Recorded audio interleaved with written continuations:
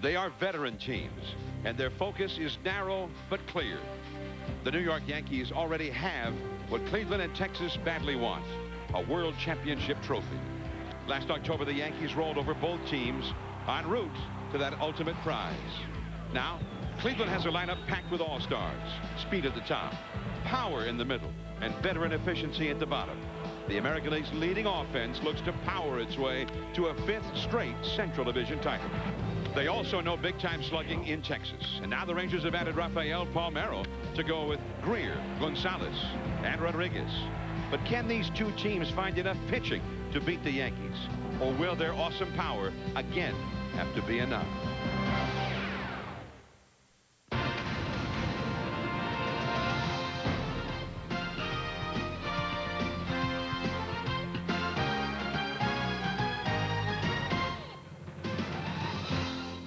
Yes, at the ballpark in Arlington, Sunday night baseball in a rain delay. The Cleveland Indians and the Texas Rangers about to have at it, but right now, as you can see, the tarp is covering the infield, and we are in a holding pattern. We will be beginning this ball game. The weather forecasters are saying that the rain is going to go away in a little while, and we should be starting sometime after 8:30 Eastern, 7:30 local time, maybe around 7:45. If it stops raining sooner, we could get started sooner. I'm John Miller. Welcome to Sunday Night Baseball, and we're excited to see these two slugging ball clubs. The Indians, the champions in the Central Division last year, the Rangers, the champions in the West. And, of course, Cleveland has added even more talent. Roberto Alomar, the outstanding perennial all-star second baseman, perennial Gold Glove second baseman, now a Cleveland Indian, joining his brother Sandy. And there are people talking about Roberto Alomar being on his way to the Hall of Fame. So Joe Morgan talked to him about that, but also talked to Kenny Lofton, because Kenny Lofton is off to a great start. Kenny Lofton was leading the league in hitting until last night, and Kenny Lofton has never had an April like he had this year. Kenny Lofton, the veteran Cleveland Indian, he talked to Joe Morgan also before the game. Kenny, this is an awesome Indian team. How do you compare this team to the 1995 team? It's a little bit different. I think with the 95 team, we had some veterans on the team with Eddie Murray, Carlos Baerga, Dave Winfield. We have some guys who've been around the block, and this is 1999. I think we got some guys on the team now who have turned into veterans. Myself, Sandy Alomar, Jim Tomei, Matty Ramirez, Omar Vizquez, guys have been around, and I think we just stepped into that role as being veteran leaders on the team now. You've added Roberto Alomar, Will Cordero, and some other pieces to this puzzle. Do you think that's enough to overtake the Yankees? Yeah, I think it is. We got, Robbie and Will Cordero. Those guys can go out there and play some baseball. And also we added a pitcher named Ricone. He can throw the baseball. He's hurt right now, but he's a guy who can go out and get the lefties out when need be. All right, Joe Morgan and Kenny Lofton. Lofton hitless here last night, ending a long hitting streak for him. Cleveland, of course, with all of that power, all of those all-stars, but the question remains, they're pitching for 1999. With me now is Joe Morgan, back up here after his chat with Kenny Lofton. You just chat with everybody down there today, Joe. Now, tonight, Charles Nagy's on the mound for Cleveland. Now, this guy has had some success, but the last couple of years, he has not pitched as well as they had hoped, but they say he's pitching a lot better right now. Nagy is a guy who could come through and really help solidify their staff. Well, I think they really need Nagy. First of all, when he's pitching well, he has a good sinker, a good curveball, he changes speeds. But the problem that Cleveland has had in the last couple of years, they do not have the #1 starter. They do not have a Roger Clemens or an El Duque. That has put them behind the 8-ball when they go into the playoffs and they play teams that have a #1 starter. Someone on this staff is going to have to develop into a #1 starter. My choice is Jarrett Wright or Bartolo Colon. One of those two guys are going to have to step up and be the #1 guy. All right. Now, there's a lot of talk about the Indians going after a Kenny Rogers or a Kevin Apier, among others, or even a Kurt Schilling, but we'll see about that. Tonight, Nagy's got to go up against some real sluggers. I mean, Juan Gonzalez is off to, well, he actually was off to a slow start until you look at the stat sheet. All of a sudden, he got 18 RBIs, so Gonzalez has started to pick it up lately. Well, he's an MVP. I mean, he's been an MVP a couple of times in his career already. You know this guy's going to have a good year. It took him 17 games before he hit his first home run, though. So he felt like he was off to a slow start, although he's swinging a bat well. He's hitting 300. He has 18 RBIs. He's on track to have another great season. He is, in my opinion, the key to this ball club. But since they've added Rafael Palmeiro to hit behind him, I think he's going to get better pitches over the course of the season. All right, so the Rangers really have some sluggers. So do the Indians, who are hitting over 300 as a team. Of course, right now, nobody's doing any hitting or pitching or anything else. We're in a rain delay at the ballpark in Arlington. Should be getting started a little bit later. Stay with us.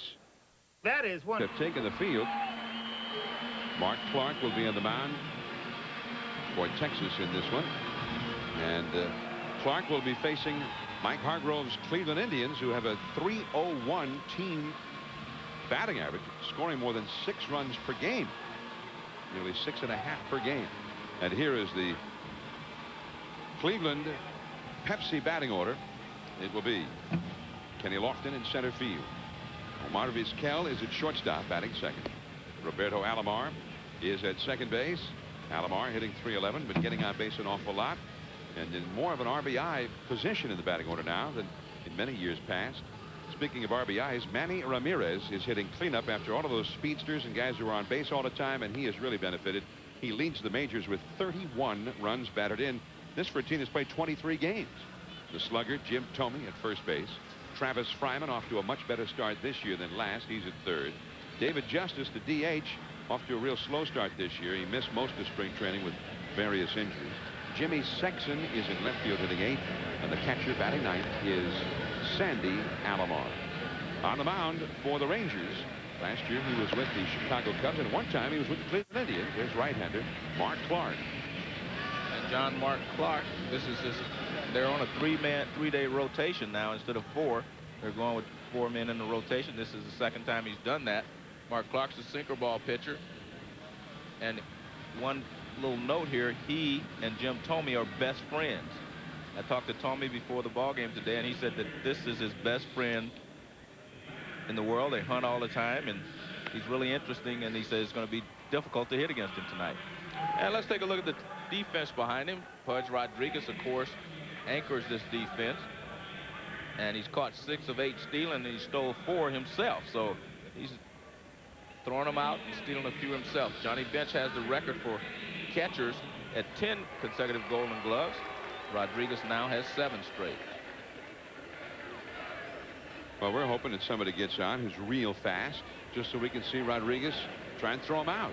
Well, we have a slow track tonight, John. We may not see many people try to steal bases off of Rodriguez tonight. And guess who's wearing mask cam for us tonight? The Gold Glove man himself.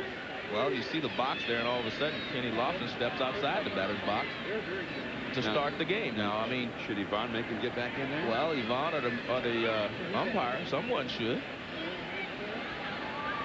So here we go. Mark Clark with the game's first pitch. That one is driven deep into right center field. Going back, Juan Gonzalez, he's there, and he's got it.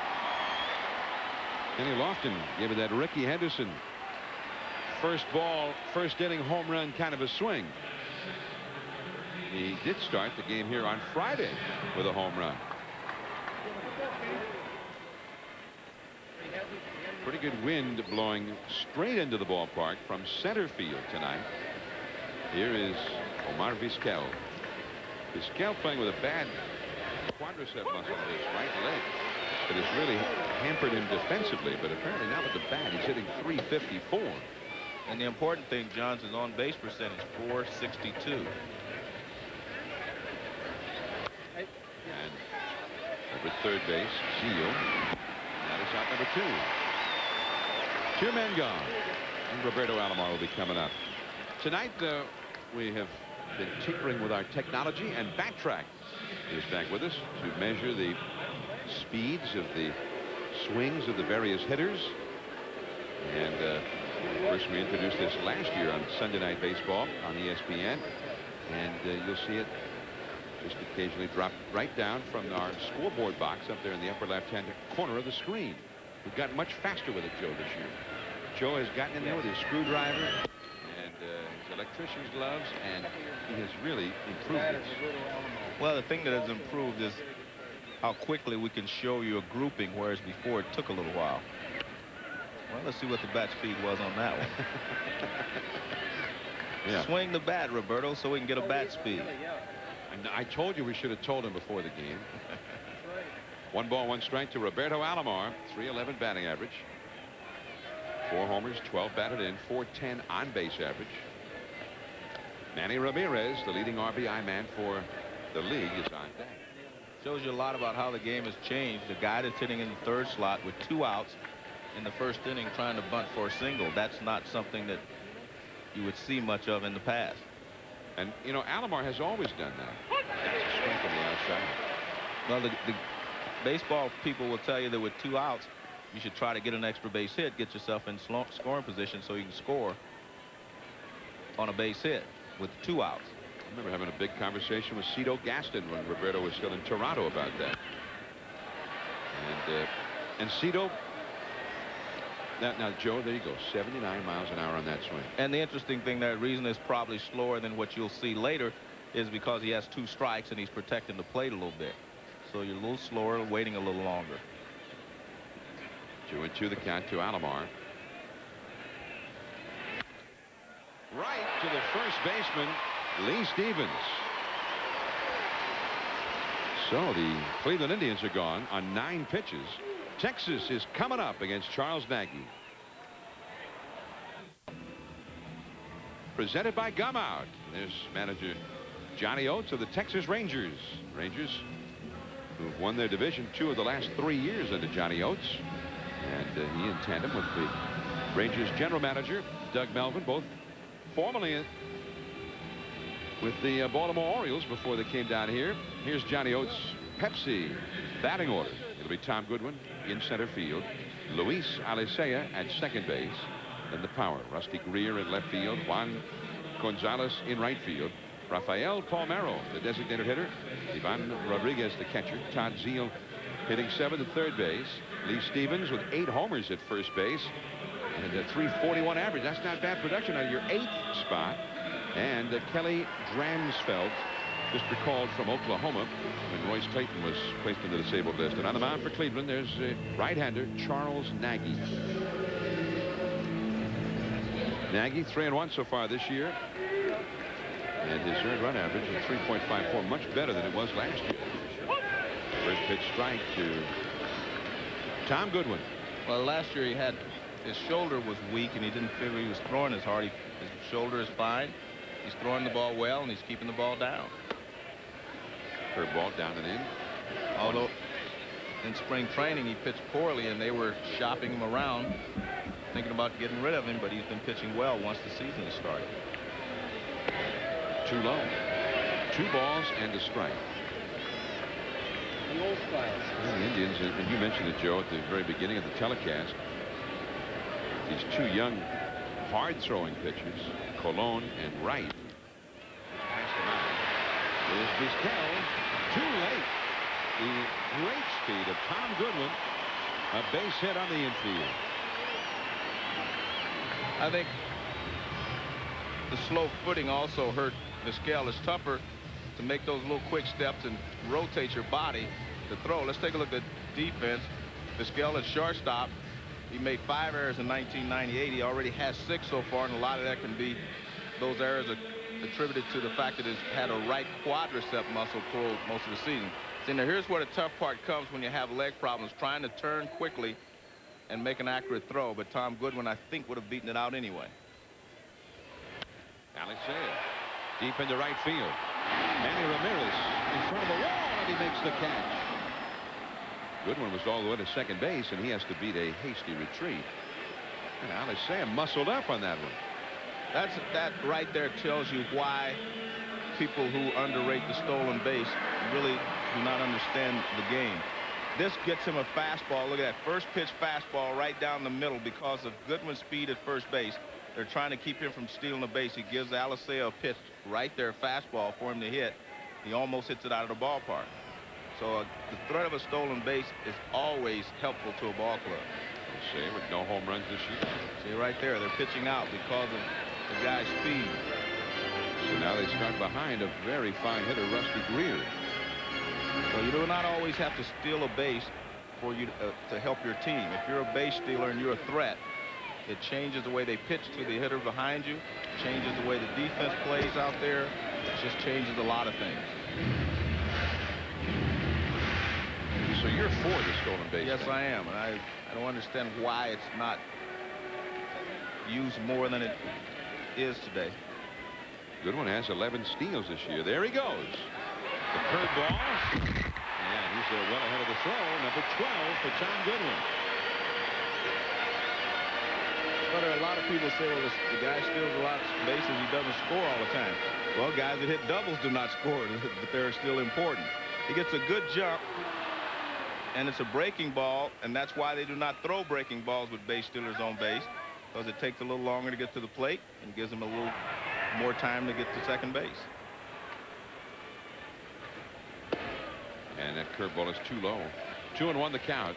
The Rangers as a team have stolen 23 bases this year in 28 attempts. But Goodwin has almost half of their team total. Goodwin has stolen as many as 66 bases in a single season in the past. Oh, that curveball in the back door, and it just missed. I think Alomar wanted that call. 3-1. Nagy wanted it too.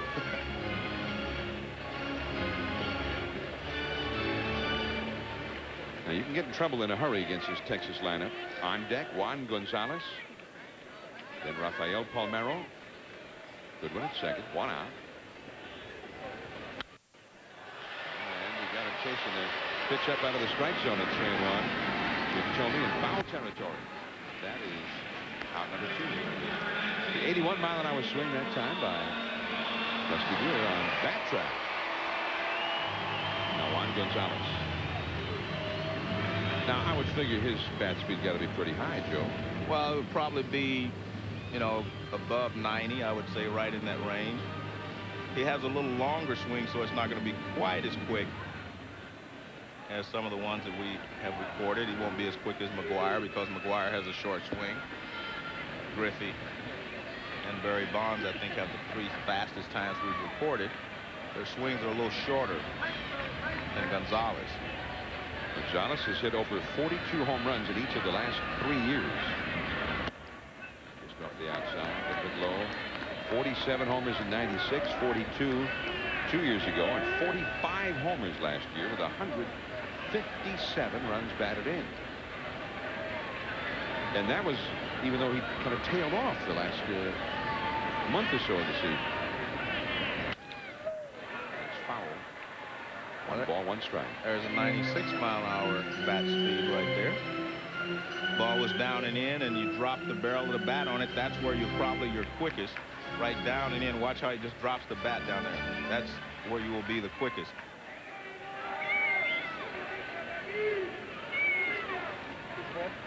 Juan Gonzalez last year, in addition to his 45 homers, had 50 doubles. This week. No. First base umpire Larry Young ruling in favor of Gonzalez. 2 balls and a strike. Gonzalez hit 2 home runs against Cleveland on Friday night. Had only hit 1 home run all year until Friday. So he's got a lot of home runs still to come, I would think.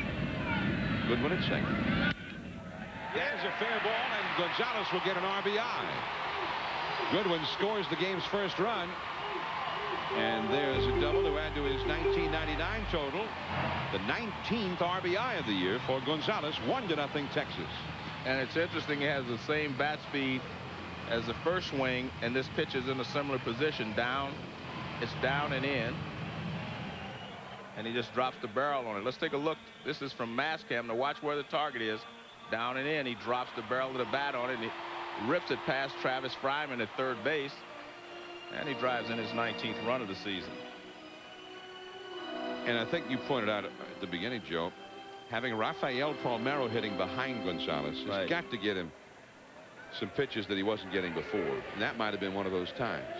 Because this is a real dangerous hitter. Rafael Palmeiro, 43 home runs with the Orioles last year. That is a base hit. Gonzalez is going to be waved. Manny Ramirez, pretty strong arm. The play's going to be close, and he's safe. Palmeiro goes to second. Well, we mentioned the track's a little slow out there when you're running on the dirt, so you're going to have players not score as easily on base hits to the outfield as they normally would, so therefore there was a play at the plate. Good base running by Rafael Palmeiro. He gets to second base. Ramirez has a good arm, but see, takes a little longer to get rid of the ball. He makes a strong and accurate throw, but he took just a split second too long to get rid of the baseball. And sliding in safely ahead of the tag is Juan Gonzalez. And he had his bat speed on that pitch was 79 miles an hour. The pitch speed was 79. Very rarely will you see them matched like that. So the Rangers getting that production from the big guys in the middle. Gonzalez and Palmeiro. Now here is Ivan Rodriguez. He's hitting .289. 4 homers, 14 batted in. Slider just off the outside. 1 ball, no strikes. Well, that first pitch to Palmeiro was a changeup at 79 miles an hour, and he swung his bat at 79 miles an hour. So kind of interesting. Palmeiro, I think, will speed it up when Nagy speeds it up. Center field. Then he lost it. And that is the inning. But Gonzalez, Palmeiro, and Rodriguez all make real solid contact against Nagy. So the Cleveland Indians offense going to have to come up with some heavy hitting.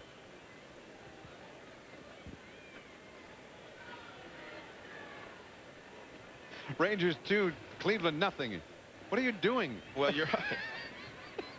Well, I'm trying to go on the air here.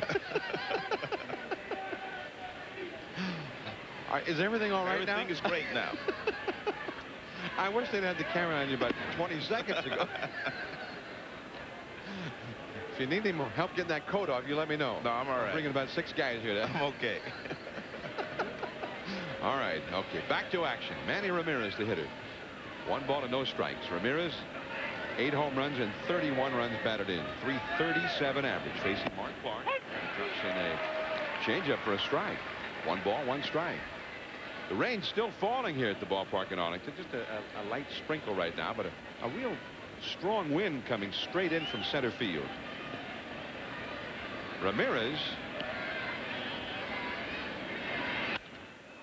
caught at third by Zeal. Nice play there by Todd Zeal. He jammed Ramirez just enough and allowed Zeal to be able to make the play. This ball is in on him just a little bit. You see the reaction there by Zeal. And that's a nice thing. That reminds me of Ken Boyer. Ken Boyer used to make that play all the time. Ken Boyer. Both of the Boyers were pretty flashy good over there at third base. Jim Thome back to Clark, and he was pretty flashy on that one. Well, they'll be talking about that on their hunting trip. Thome's bat speed there, 94 miles an hour.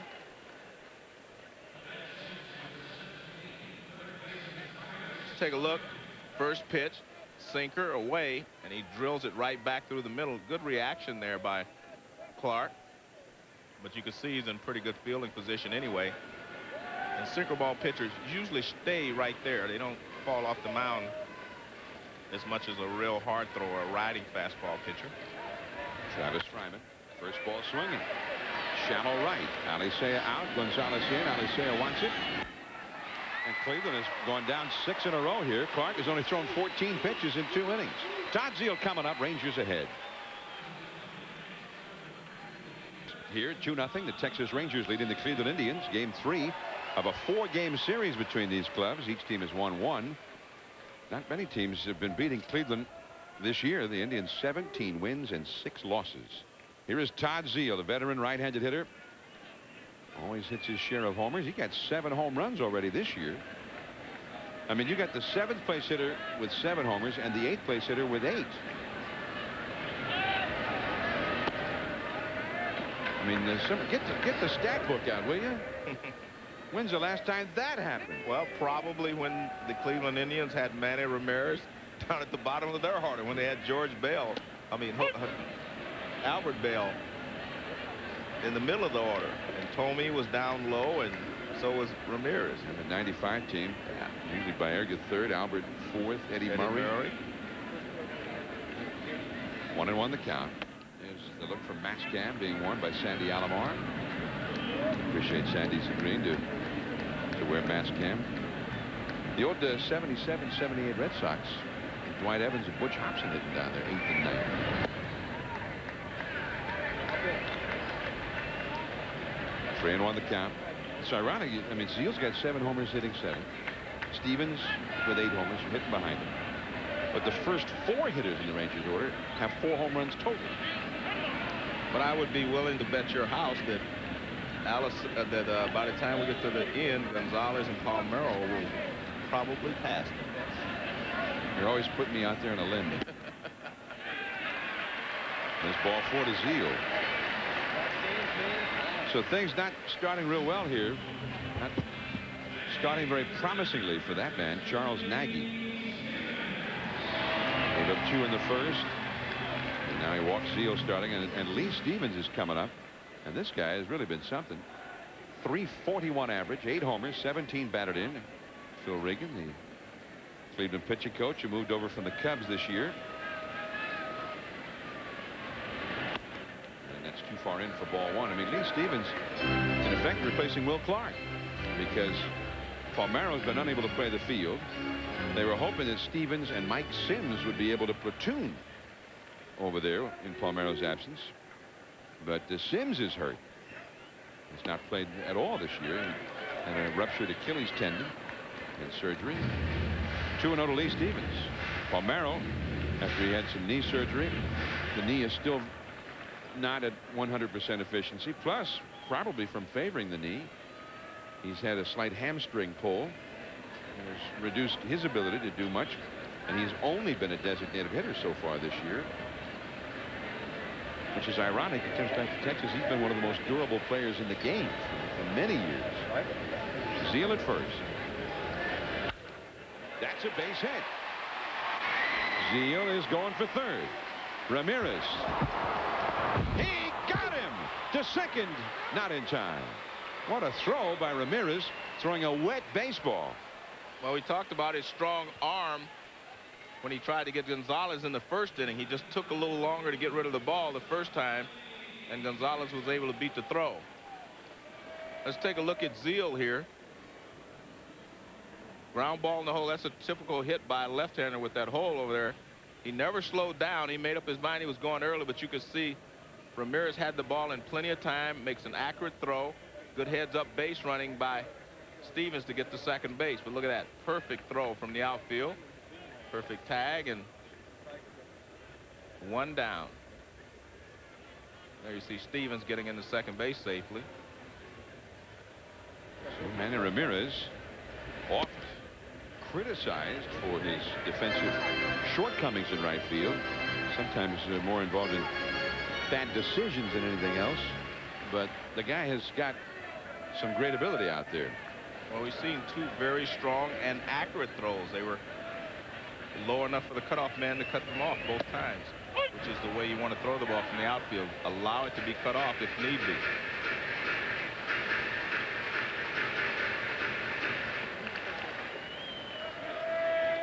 Kelly Dransfeld just up from the minor leagues with 1 out. Lee Stevens at second base. He got a single. He took second on the play at third. Dransfeld just called up from Oklahoma. And he was hitting .311 in 22 games there. With 2 homers and 10 batted in, replacing Royce Clayton, who was placed on the disabled list with a strained latissimus dorsi muscle behind his right shoulder. That sounds bad. It's not that bad, though. Well, Dransfeld looked like a rookie who was a little over anxious on that one. Well, Johnny Oates says he's been ready defensively to play in the big leagues for a year and a half now, but they're just wondering whether he would be able to hit in the big leagues, and they're going to find out. He's going to have a 15-day trial at least. They had been moving him over to second base. Well, that might be the split-fingered pitch from Nagy, and he's got a tough one. So Dransfeld, welcome to the big leagues. 2 down. The NHL playoffs tomorrow on ESPN. The Colorado Avalanche and the San Jose Sharks. Colorado leads the series 3-2. That's at 9:30 Eastern time on ESPN. For more information, log on to ESPN.com, part of the Go Network, go.com. There is Tom Goodwin. Beat out an infield hit that eventually got the Rangers started to a 2-run rally. Goodwin now trying to be an RBI man here. And a changeup from Nagy for a strike. 1 ball, 1 strike. Goodwin gets some more walks now than he used to. The last couple of years, he's increased that walk total. The rap on him used to be just had a very low on-base average. Much too low for a leadoff man.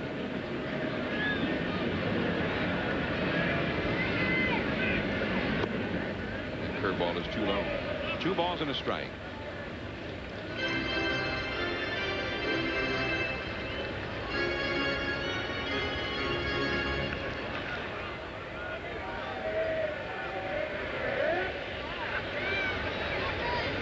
Lee Stevens at second. Lamar Vizquel. And he just did get the Speedy Goodwin. Man, that was close. Well, Vizquel doesn't have the strongest of arms for a shortstop, but he knows how to get rid of it just quick enough to get him. Retires Goodwin. Baseball from Arlington. Rangers lead the Cleveland Indians 2-0. Mark Clark been a strike throwing machine so far as he throws strike 1 to David Justice, the veteran. And those numbers awfully low for David Justice, but they've been on the rise of late. And that changeup is blooped foul, and I think he broke his bat on it, and he did. Clark has thrown 16 pitches in this game now, 13 of them for strikes. 0-2 to David Justice. Right here. John, while we have a moment, just to remind people, we're showing you the bat speeds of a lot of these hitters. Bat speed is really like the pitch speed, meaning it doesn't determine whether you're a good hitter or not. It just tells you what chances you have of being successful. For instance, if you throw real hard as a pitcher, you throw 95 miles an hour, you can make more mistakes and still be successful with the fastball. If you have a very quick bat, you can make more mistakes in the batter's box and get away with it because you can wait longer and make up for some of those mistakes. Down the right field line, deep into the corner. This one is up against the 349 marker. Gonzalez almost stumbled and fell on the slippery going out there. Gets it back in, and it's a double for Justice. And John, one of the things that I'm finding, that was an 88-mile-an-hour bat speed there for David Justice. One of the things that I'm finding is that it's very similar to pitching speeds in that 85 to 90, you know, is about the average. 95 and above, you know, would be exceptional. And there you see Justice, a very good hitter. And I thought this ball had a chance of getting out, but it's 349 where he hit it. It's not that short right down the line unless you hit it right near the foul pole. The foul pole is only 325, but it juts out very quickly. Here's Richie Sexson with a foul on a check swing. First hit of the game for Cleveland on the double by Justice. Sexson hitting .238, 3 homers and 11 RBIs.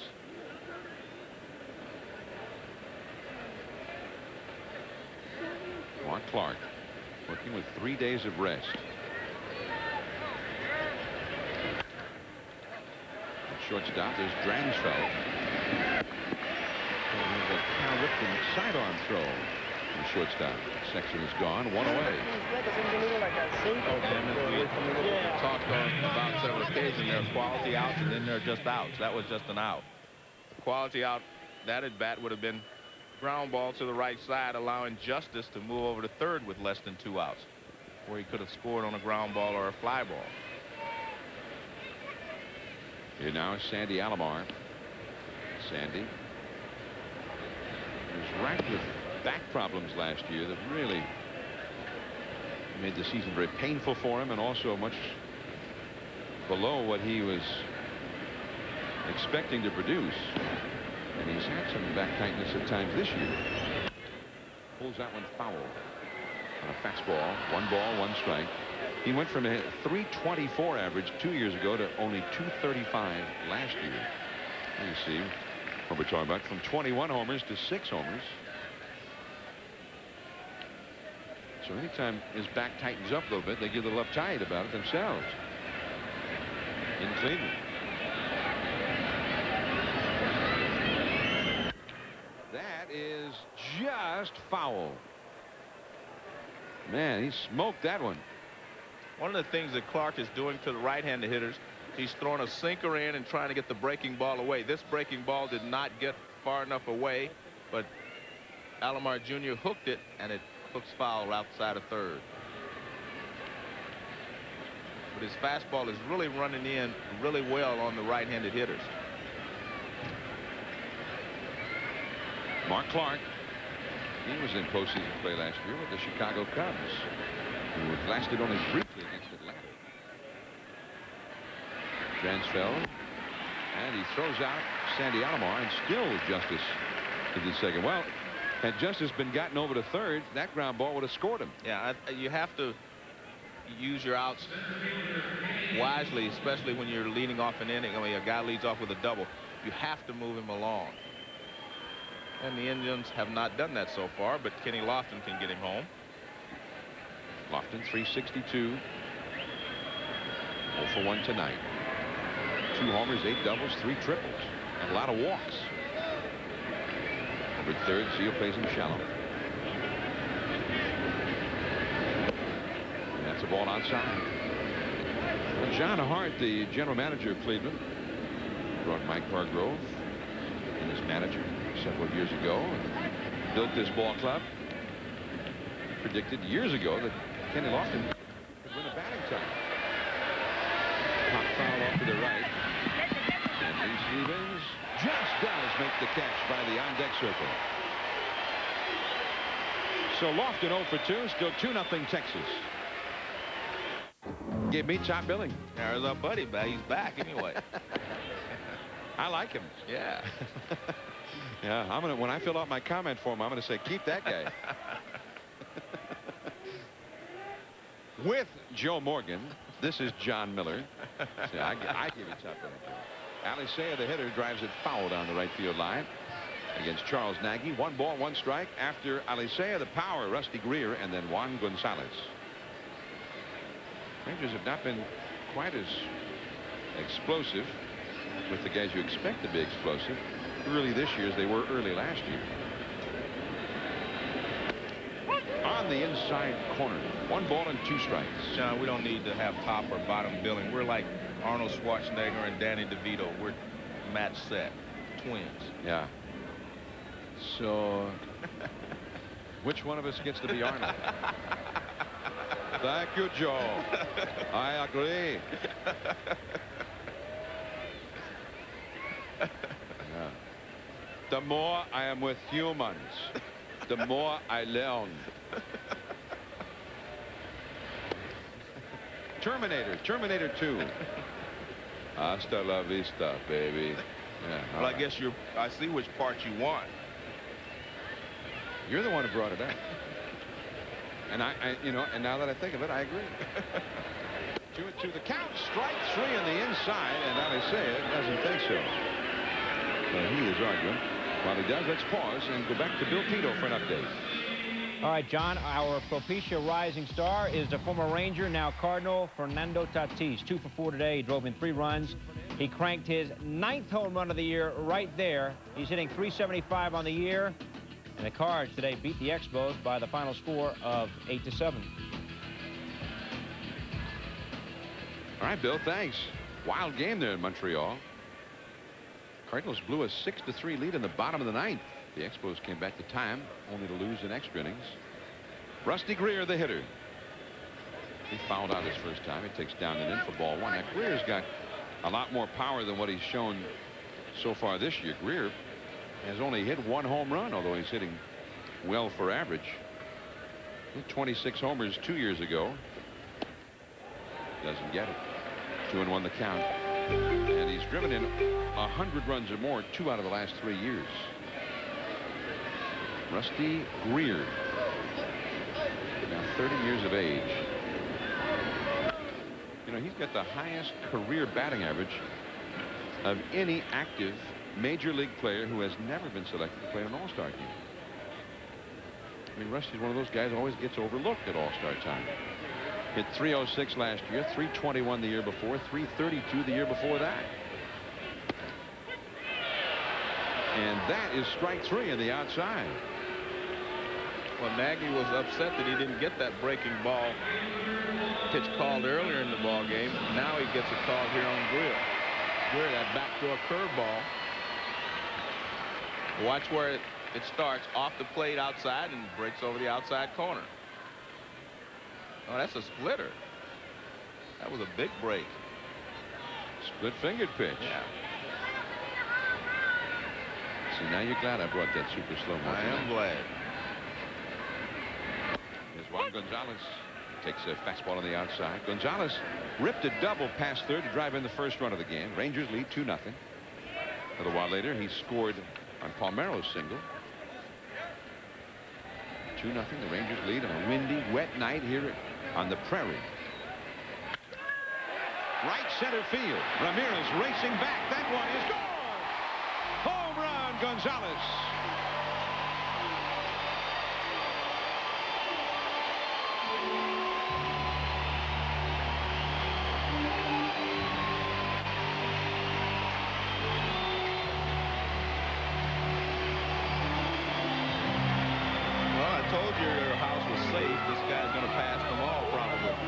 This is a little different. This is an 88-mile-an-hour swing. This pitch is up and away. This one's out over the plate. The other one was inside. See, that pitch is away. He just goes the other way with it. I mean, this is just beautiful hitting right there. Look at that. Good extension, perfect balance, and power. I mean, that's a line drive. That's not a fly ball. That was a shot. And here is Rafael Palmero. That's a shot, but right to Roberto Alomar. And he grabs that against his former teammate. They were together in Baltimore. But the Rangers are leading 3-0, and Gonzalez is putting on a show. ESPN Sunday Night Baseball. Let's get back to John Miller and Joe Morgan. There he is again, Joe. Here is Omar Vizquel, a switch hitter, batting left-handed. The big guy's coming up for Cleveland. Vizquel hitting .348 for the year. Then Roberto Alomar and Manny Ramirez against Mark Clark. A swinging bunt. Zeal gloves it in the dirt, and it's picked by Lee Stevens. And what Vizquel was trying to accomplish there was square around. He draws Zeal in. Then you want to slap the ball to shortstop. Actually, you don't want to try to hit it past Zeal. You just want to slap it to shortstop while you're on the move, so that you'll be able to beat it out. Actually, that was really perfected by Felipe Alou's brother, Matty Alou. He used to do that all the time. They call it dragging or slapping the ball to shortstop while you're on the move. Vic Davalillo used to do it. You swing while you're moving, and it gives you a couple extra steps toward first base. Roberto Alomar, well, even hitting it to Zeal, he caused Zeal to hurry his throw. If he hits that to shortstop, he would beat it out. Here is Roberto Alomar. He takes a ball, 1 strike. He ripped one right to Lee Stevens his first time. Todd Zeal had to hurry on that play. He's still running pretty well for a guy with a bad quad muscle. Just off the outside. I believe that this guy here, Roberto Alomar, can be the difference in the Cleveland Indians moving past the New York Yankees this year. I mean, he is such a fine player, and he adds experience, playoff experience, World Series experience. He adds a little bit of more of that to this Cleveland ball club. You know, plus he's such a fine player, both offensively and defensively, and I think that he can be the difference for him this year. He's a proven winner, been on some outstanding clubs. That's into the alleyway, and let's see if he'll get 3. It's to the deepest part of this ballpark. He's going for it. The relay. Alicea's throw. A triple. And he almost came off the bag. Zeal claiming that he did, but Drew Coble says no, he's in there. John, that's the reason I said that you don't bunt with 2 outs when you're in that position. He has a .522 slugging average starting tonight. He's capable of hitting the ball in the gap, as we see here.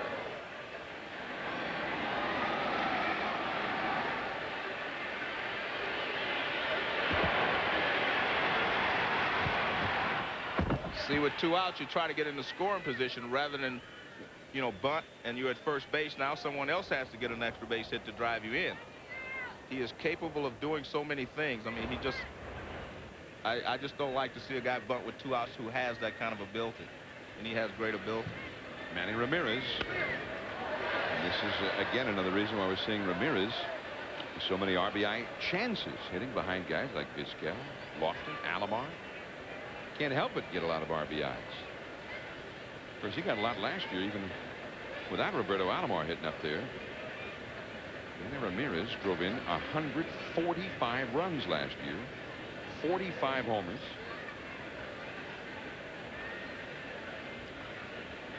Mark Clark with a 3-0 lead, but Cleveland with a runner at third.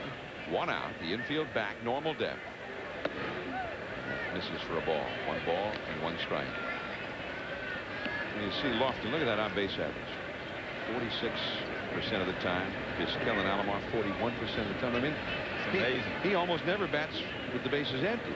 Well, that shows you why he's leading RBIs. You have a lot of opportunities. Popped it up. Lee Stevens right on the line in fair territory. Well, that was a great example of what bat speed means right there. The pitch was 82 miles an hour, and he was at 85, and he was a little bit out in front, and he had to try to slow down just to keep his bat on the ball, and he pops it up. Now watch this swing. See how he's out in front, trying to extend just to get to the ball. He doesn't do it, and that's why he pops it up. So the speed of the pitch is what got him on that, not the break.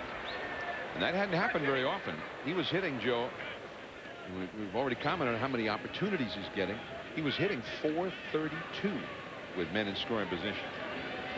Now Jim Thome, and again they put the shift on for him. 3 infielders play to the right of second base. The third baseman, Zeal, is now the shortstop. I think this is a good play, John.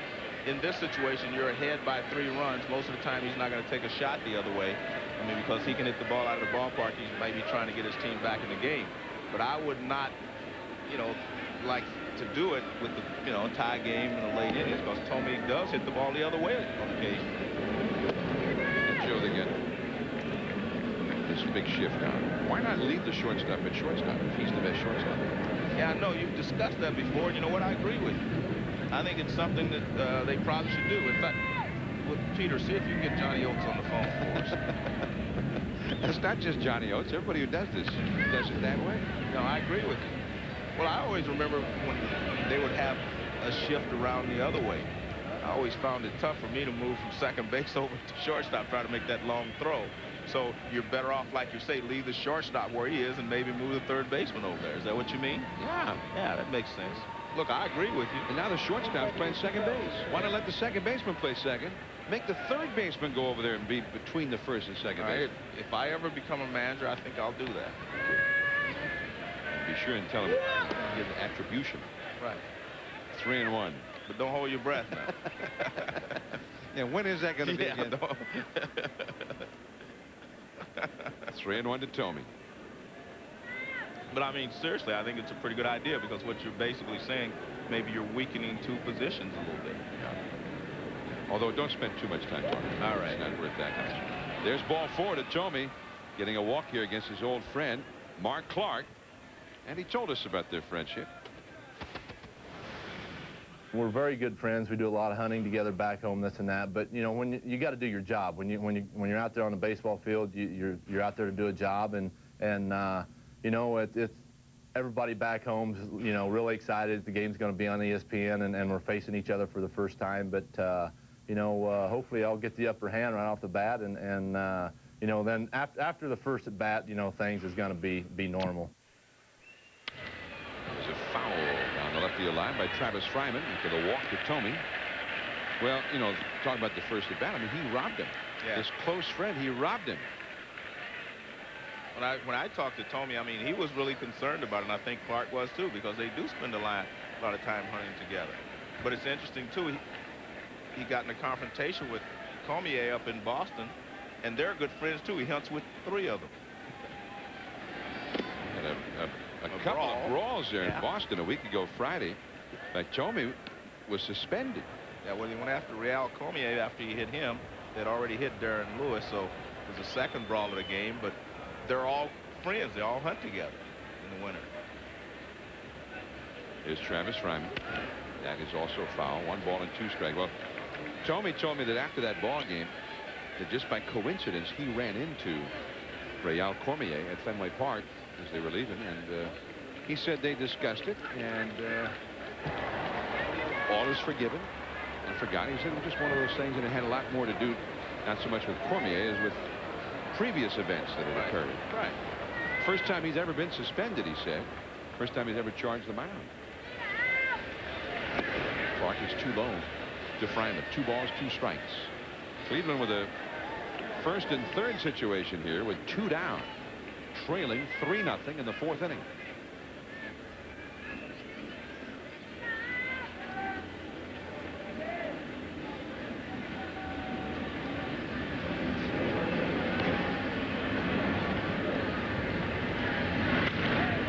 is foul. Look out. Shot right past Jeff Newman, and there's a guy with a fishnet. John, I like what Clark is doing. He is really tailing that fastball in on the right-handed hitters. And a lot of them are pulling it foul or they're getting jammed. Now, that pitch was up a little bit, but he is trying to run the fastball in and throw the breaking ball away, which is a standard way of pitching. Down the left field line, deep but foul. The off-speed delivery there, and Fryman way out front of it, giving him a lot of off-speed stuff here. 2-2 the count. Fryman popped to second his first time. Mark Clark off to a real slow start this year, but has pitched well thus far tonight. He was kind of the hard luck guy in the Cubs staff last year. Sinker too far in. And you can see Pudge Rodriguez trying to frame it for the umpire, but you see the umpire raise his two fingers, like about 4 inches inside is what he gave him, the signal. Full count now. Tomey at first. Stevens will play behind him. You see it. Tomey will take off on this one. Also a runner at third. There goes Tomey. That is ball 4. So he has walked consecutive hitters with 2 down. That loads the bases for David Justice. And Justice hit one pretty well his first time for a double.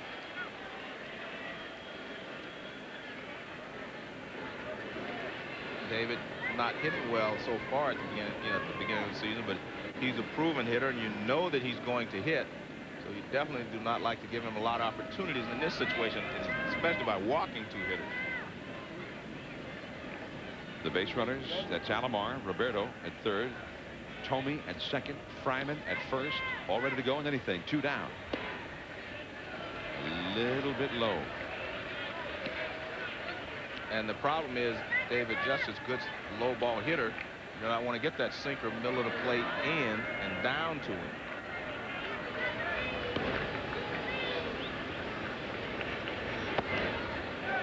Now it is 2-0. Well, this is starting to get pretty serious now. And Ivan Rodriguez out the chalk. To Mark Clark. There's the pitching coach, Dick Bosman. He's working that gum a little more quickly, I think, right now. Rodriguez they're trying to figure out how they want to go after Justice here.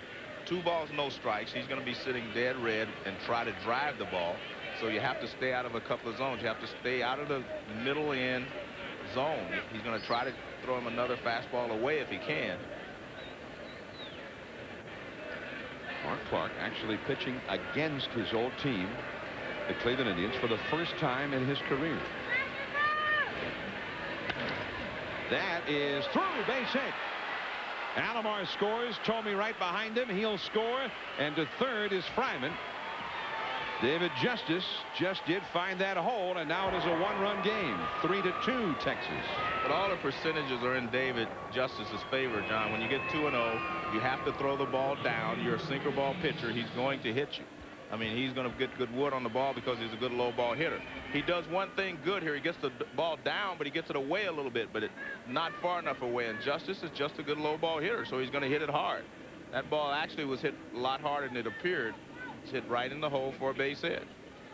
And that's the trouble when you fall behind a good hitter like Justice and you have to go to their strength, you're in trouble. Well, they chalk things over at the mound, and while they do, we'll remind you to tune in for Wednesday Night Baseball. Jeff Bagwell, Craig Biggio, Derek Bell of the Houston Astros against Mike Piazza, John Olerud, and the New York Mets. That'll be 7:30 Eastern, 4:30 Pacific. Wednesday Night Baseball on ESPN. Just the one game on Wednesday. Houston and the Mets. The Mets are looking awfully good. They just swept the Giants, who had been off to a hot start this weekend at Shea Stadium. Well, Mark Clark working on 3 days rest, faltering here in the 4th, and the Texas bullpen. Esteban Loaiza, the right-hander. Mike Munoz, the left-hander, starting to warm up. 2 two-out walks really set this up, and then the 2-0 count to Justice. That ball hit sharply by Richie Sexson, but Zeal over to Alicea for the force out to end the inning. 3-2 now. Texas ahead. Ivan Rodriguez coming up when we return. So you need it. Last of the fourth inning, the Rangers lead 3-2. Ivan Rodriguez will lead it off against Charles Nagy. The Texas Rangers really struggled with their pitching early on this year. 5.41 ERA. Rodriguez stands in against Nagy, and that is ball one. And they have struggled so much with John Burkett placed in the disabled list that they recently went to a 4-man rotation. That's why Clark is working on 3 days of rest here tonight. This gives Johnny Oates an 8-man bullpen. Chasing that slider. Tough play for Vizquel. Too late.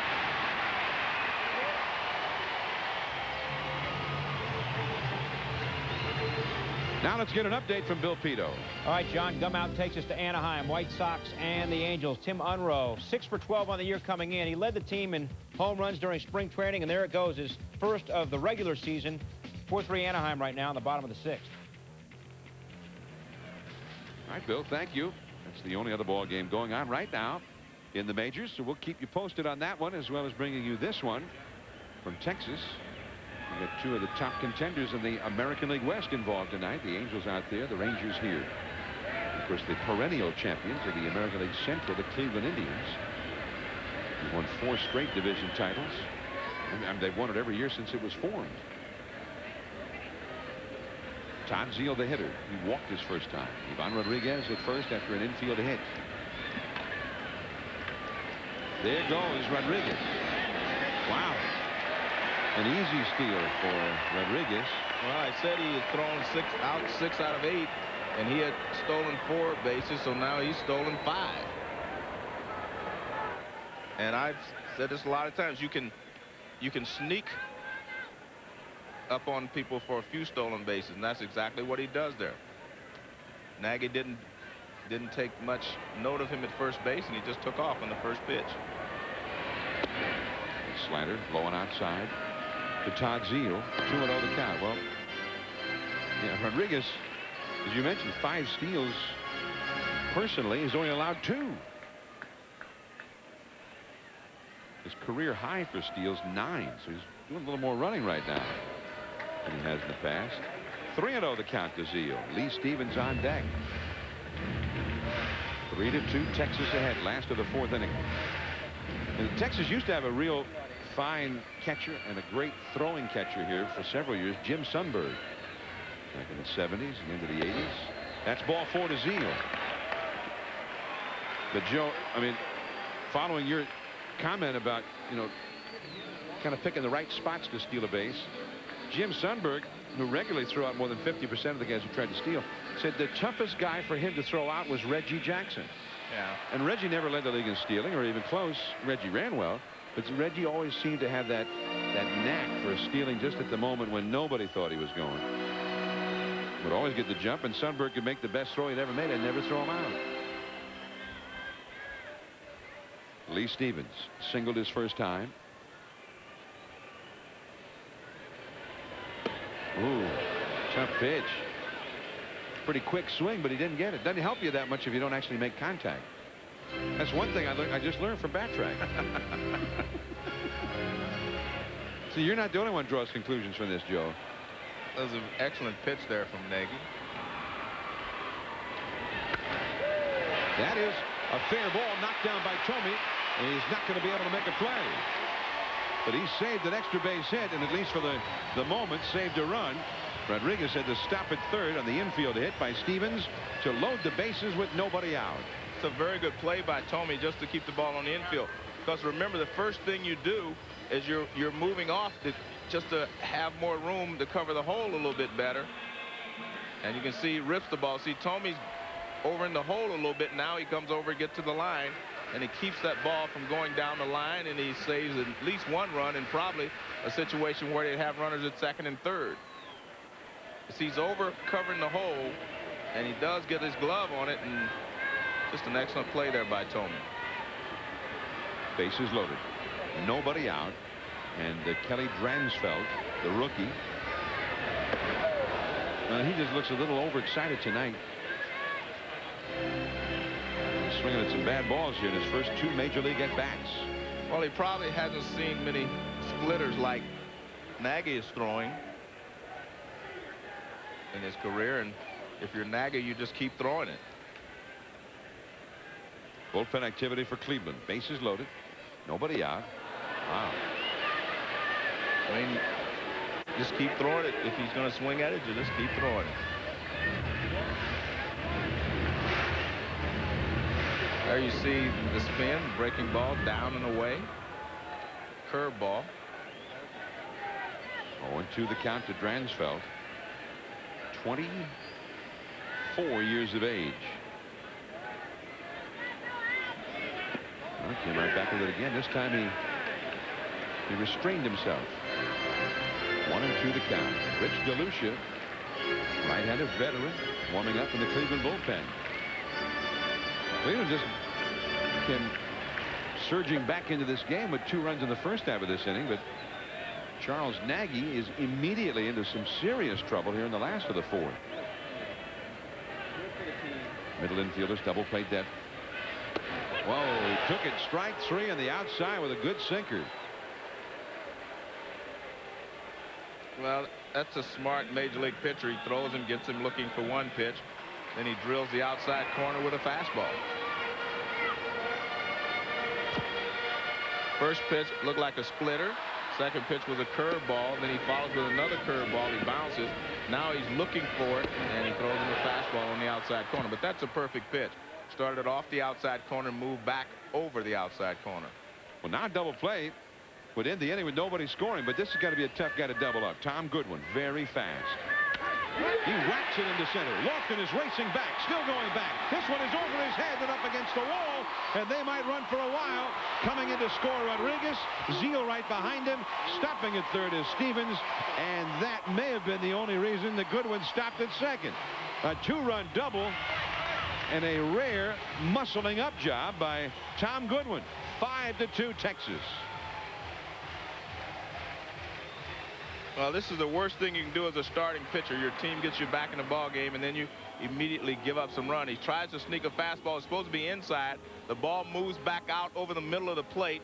He drills it off the base of the wall in center field. Lofton plays it perfectly, but Goodwin would have had a triple easily, but he had to stop at second base because Stevens was in front of him. Phil Regan, the pitching coach, out to talk to Nagy. He's worked with Nagy before as the Cleveland pitching coach. He was Cleveland's pitching coach earlier in this decade before he went to Baltimore to manage the Orioles in 1995. Most recently, he was the pitching coach for the Chicago Cubs last year.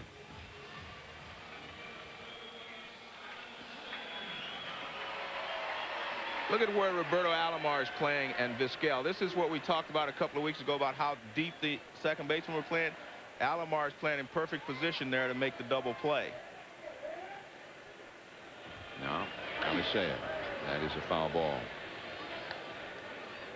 Well, to get some pointers on how best to play the middle infield positions. Watch these 2 guys. Yeah, Vizquel and Alomar. Yeah, they were in perfect double play position, whereas last couple of weeks I pointed out that the guys were too deep. These guys were perfect in that situation. And they're playing it in right now. As Alicea stands in, runners at second and third, 1 out, 2 runs in, 5-2 Texas. Alicea is flied out and struck out. Texas strike over there. St. Joe, it's interesting. I thought as you look at how they play it defensively with the infield pulled in, Alomar not quite all the way in at second, but the sinker to Dransfeld, the right-handed hitter, caught the outside, got him looking. But that same movement on the pitch to the left-handed batting Goodwin almost hit out of the ballpark. He wanted to throw the fastball in and then move back out over the middle of the plate. Through the Dransfeld, he started off the plate outside and moved over the outside corner. So if he'd hit that same spot to Goodwin, right, then he would have been in good shape. That's what he was actually trying to do. And in this game, things can change dramatically based on a pitch being 2 or 3 inches from where it was perfectly thrown. That's a foul out of play as we look at it from Mascan being worn by Sandy Alomar. The Alomar brothers together again. They actually started together in San Diego. It's been a long time since they played together there. And Roberto was a shortstop then. Yeah. In fact, Carlos Baerga was with San Diego. That's low on the outside. 1 ball and 2 strikes to count for Alexia. Rusty Greer is on deck. This is Rusty awaiting his turn. This is one of those innings now. This is a spot where Texas can really open up a comfortable lead. Nagy trying to keep that from happening. And that curve misses. The appeal on the check swing. Drew Coble rules in favor of Alexia. But, you know, I mean, Cleveland's got such a great offense. If Texas doesn't get these other 2 guys in, Cleveland's in very good shape. But if all of a sudden it's 7-2, that's a little different. Anytime you get up to 4 runs or more, it's a tough situation. Stevens at third. Good one at second from Mascan. Up the middle. Past the diving Alomar. It made it through. And that's going to get them both home. Alicea makes it 7-2 Texas. That's the danger of playing the infield in, because even with the quickest of infielders, as Roberto Alomar and Vizquel are, you cannot cover a lot of ground when you're that close. So that's the danger of, you know, that's the price you pay when you move in that tight. And you get a look at Alomar. He got a great jump on it. You could see he got a good jump, but he just didn't have time to run it down. Well, that is going to do it for Charles Nagy. 4 runs are in for Texas. Nagy, with 1 out of the 4th, is gone, and we'll be right back. Nagy off to a pretty good start this year. The Indians hopeful of seeing Nagy in his old form, but tonight he gets roughed up. 7 runs allowed on 9 hits in only 3 1/3 innings. And no sooner had they gotten themselves right back into the game than the Rangers put a 4 spot on the board here in the 4th, and now veteran right-hander Rich DeLucia comes on in relief. DeLucia, 33 years of age, from Reading, Pennsylvania originally. And his numbers are not looking too good so far, Joe. Alex said runner at first as Rusty Greer, first ball swinging. Lofton's got it.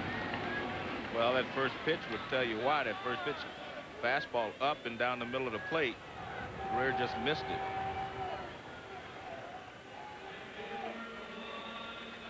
Here's Juan Gonzalez now. He's had a double and a homer. Well, let's take a look at his swing on backtrack. This is the first at bat. That's the double on the pitch that's down a little bit. He rips it in the hole for down the line for a double. Here's the home run. Pitches up a little bit more, and he extends out to get it, and he drives it to right field. That points out what we're talking about. It's not the speed all the time of the bat that drives the ball. Strike call on the outside with a slider. Juan Gonzalez now with 4 homers and 20 RBIs for the year. The average up to 313 at the moment. Did it again. Strike 2. Maybe that's the place to pitch Greer, Joe. Fastball right down the middle. Yeah, well, it was. First pitch was fastball up. I've seen him ruin a lot of great-looking pitches. DeLucia has made 2 great pitches here to Gonzalez. And the Alomar drops aside. In the dirt outside, 1-2. They threw him a curveball, second strike. Now he comes back with a splitter there. DeLucia, one time was a record holder for strikeouts at the University of Tennessee. 1-2 to count. Look out. He buzzed him on the inside there. Well, that probably would have been a better 0-2 pitch than 1-2, because now the count goes to 2-2. But he threw him a couple of pitches away, and now he comes off the plate inside. Way off the plate inside. All right, so does that mean a splitter down and away? Curveball, what? Well, it should be something away. Sandy's going out there. Going to throw to first, and diving back safely is Alicea. this pitch should be the one that he has the most confidence in, because with 2-2, you don't want to run the count to 3-2. This is the time you want to make it happen right here. So your best pitch, whatever you think your best pitch is, this is what you throw right now with 2 strikes to Juan Gonzalez. It doesn't seem like he wants to throw anything to Gonzalez. Infield wet, dirt a little bit muddy. Say gets his lead. Third consecutive throw over there. He's just trying to get Juan Gonzalez to lose concentration, Joe. What do you think? I don't think he will lose concentration. Well, I would say that he thinks that breaking ball, the slider, was going to be his best pitch to get Gonzalez out with on that particular situation, so you may see it again. And also, don't forget the left-handed batting power hitter Rafael Palmeiro is on deck. 3-2 the count. Here's Palmeiro. He has an RBI tonight. Hit the ball hard twice. Alicea runs. And Gonzalez gets the walk.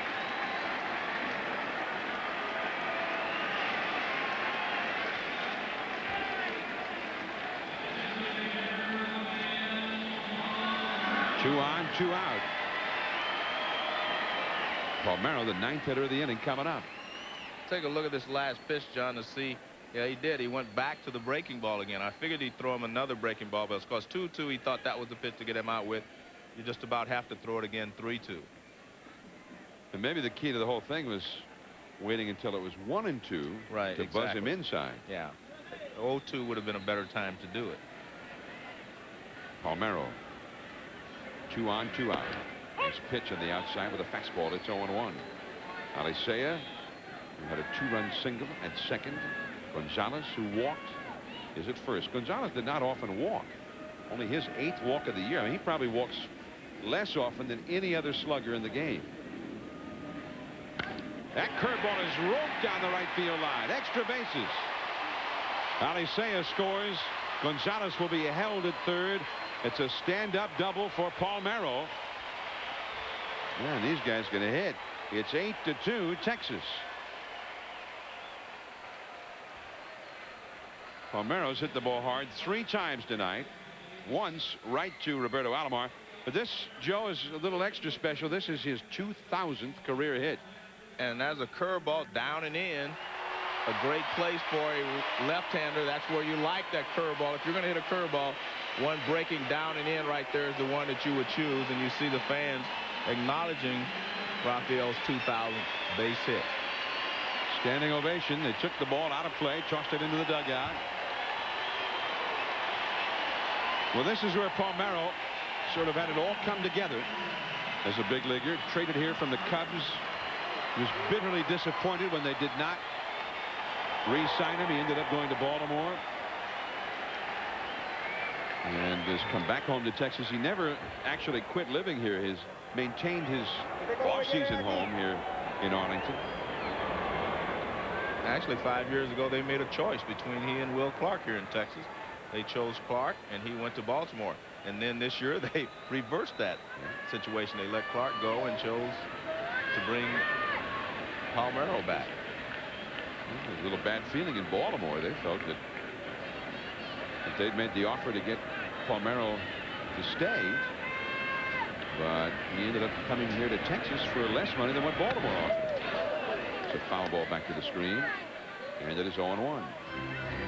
Well, on the other hand, Joe, when you know what Palmeiro went through when he first left Texas and how upset he was about the whole thing and how that stayed with him over the years and how he kept his home here, I don't think you should have been too surprised that he would have come back here if the opportunity arose.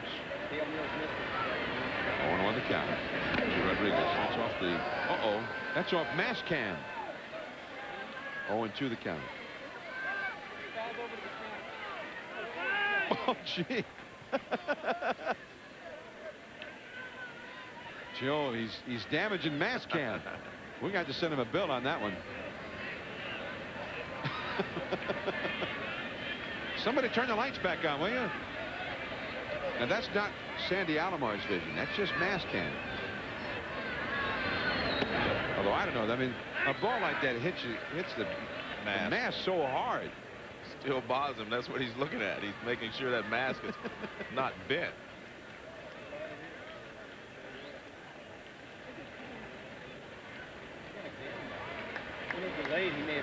One and two to Ivan Rodriguez. He's the 10th batter of the inning. He started this rally with an infield single to shortstop and stole second.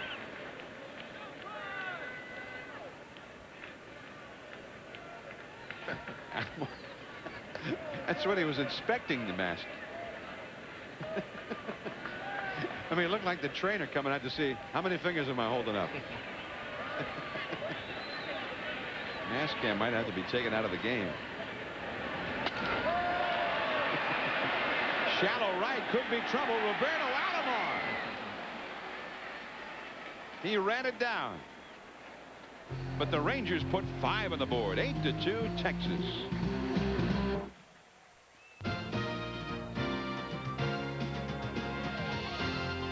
ESPN Sunday Night Baseball is brought to you by 989 Sports, the makers of MLB 2000.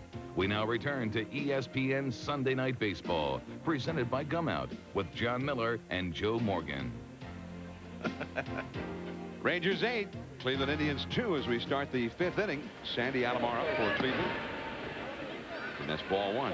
John, we just had a visit in between innings from one of my favorite players of all time, Maury Wills, even though he was a Dodger and I grew up in the Bay Area.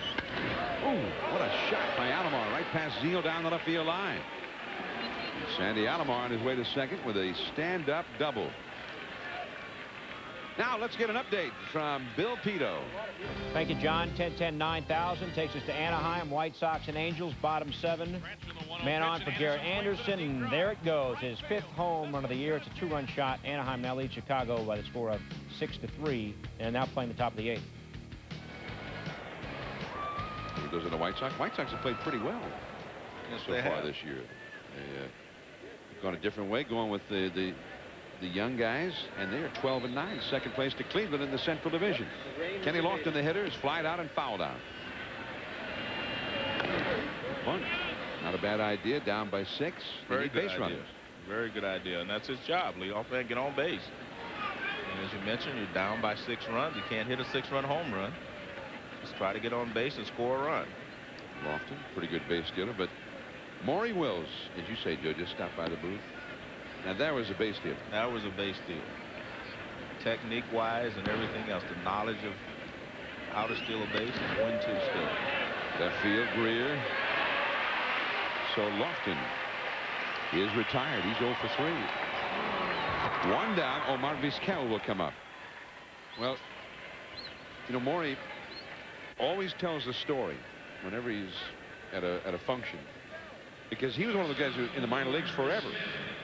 And it didn't look like he was ever going to get to the big leagues. And he was managed one year by Bobby Bragan. He still lives here in the Dallas-Fort Worth area. Still very active with charities. Has a great banquet in the off-season to raise money for kids. Scout takes ball 1. And Maury is back to playing Bobby's golf tournament, I guess he's got coming up this week. But he always tells a story about how Bobby Bragan taught him how to bunt. So you've got to learn how to bunt. You got to switch hit and you got to bunt, because you're a fast guy. You got to start chopping down on the ball. You got to start using that speed. You can't be trying to muscle up all the time.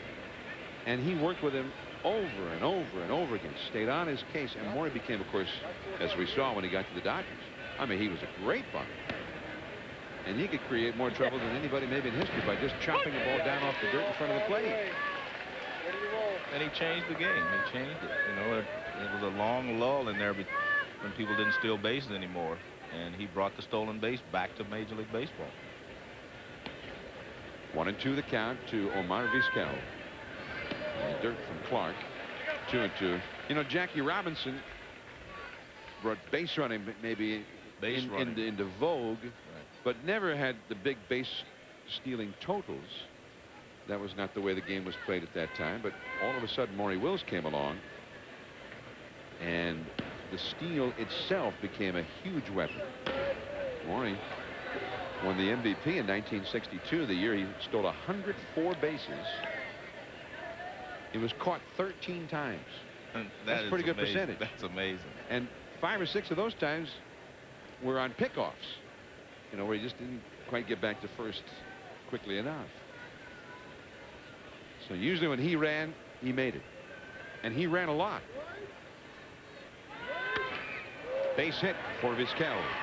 Sandy Alomar waited to make sure that was going through. He stops at third. First and third, 1 out. And Roberto Alomar coming up. Don't forget now, the NHL playoffs. Tuesday, the Pittsburgh Penguins and the New Jersey Devils. That series is tied at 3. Tuesday on ESPN. At 7:30 Eastern Time. Don't miss it. Jaromir Jagr and the Penguins being tested by the Devils. That's the big one.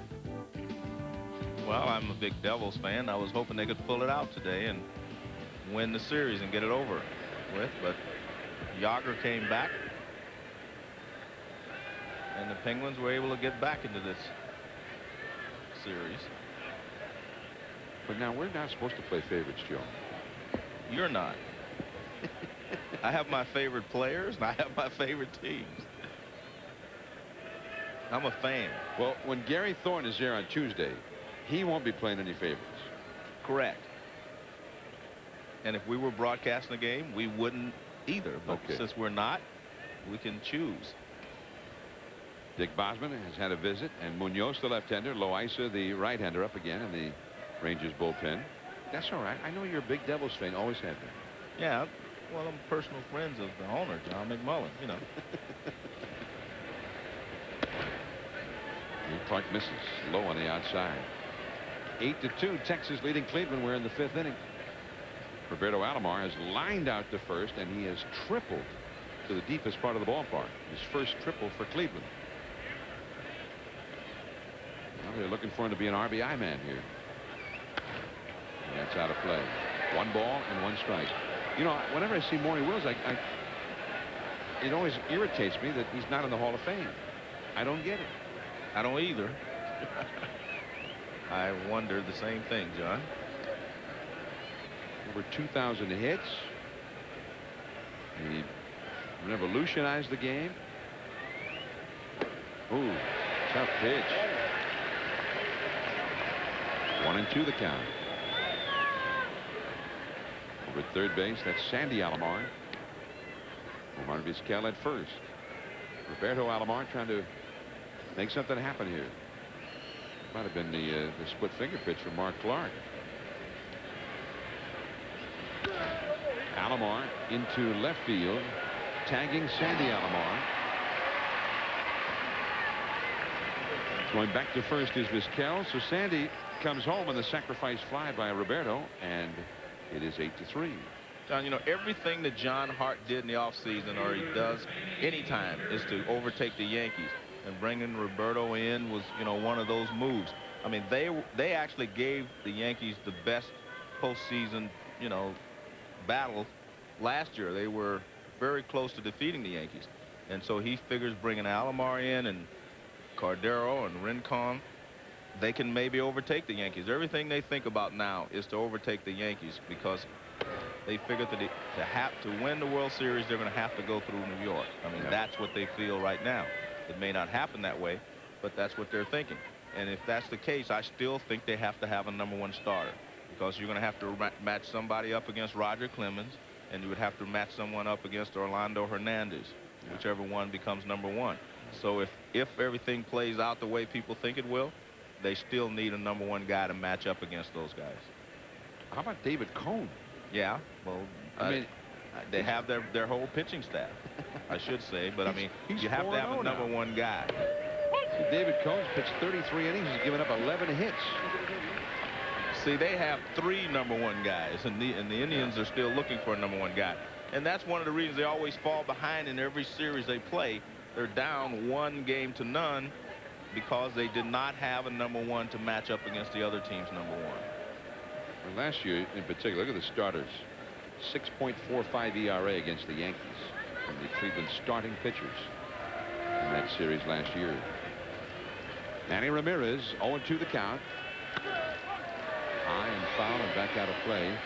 But one thing that Jim Thome told me, he says one thing that may come into play if everything plays out, if they win their division, if they play the Yankees, is that they no longer have those two left-handers to throw against the Indians.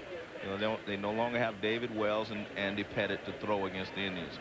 Now, you know, Wells, of course, is gone. He's been replaced by Clemens. That's not to say that Clemens won't be as tough on them, but his point is that left-handers have always bothered the Indians. So in bringing Alomar in and bringing Will Cordero, they're a more balanced ball club now. And that will go out of play. Well, even in '95, when Cleveland had 100 wins and 44 losses, the season was shorter that year after the strike. I mean, that club was just a powerhouse. Right. But even that club was less effective against left-handed pitching. Right. 0-2 the count to Manny Ramirez. You will find that most teams against a good left-handed pitcher are not going to be as successful as they would be against the right-handed, because they face more right-handed pitchers and they're more accustomed to handling and making adjustments. Especially now in the American League. There are fewer left-handed starters right now than any time in the last 40 years. Ground ball to third, and Zeal to Alicea, forcing Vizquel. It's an official game here in Texas. 8-3, the Rangers lead. Sunday night baseball from Arlington, Texas. A lot of rain here in the Dallas-Fort Worth Metroplex today, and we had a rain delay before we actually got started tonight.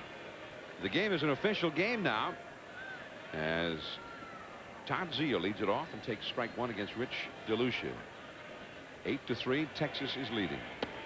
And DeLucia drops one in the dirt for a ball. 1 ball, 1 strike. Zeal has walked twice in this game. Lee Stevens and Kelly Dransfeld will follow. All 8 of the Rangers' runs against the record of Charles Nagy, who went only 3 into third innings. Alomar quickly out. Roberto makes the grab. There is one away. Mascam got clobbered in the last inning on a foul ball.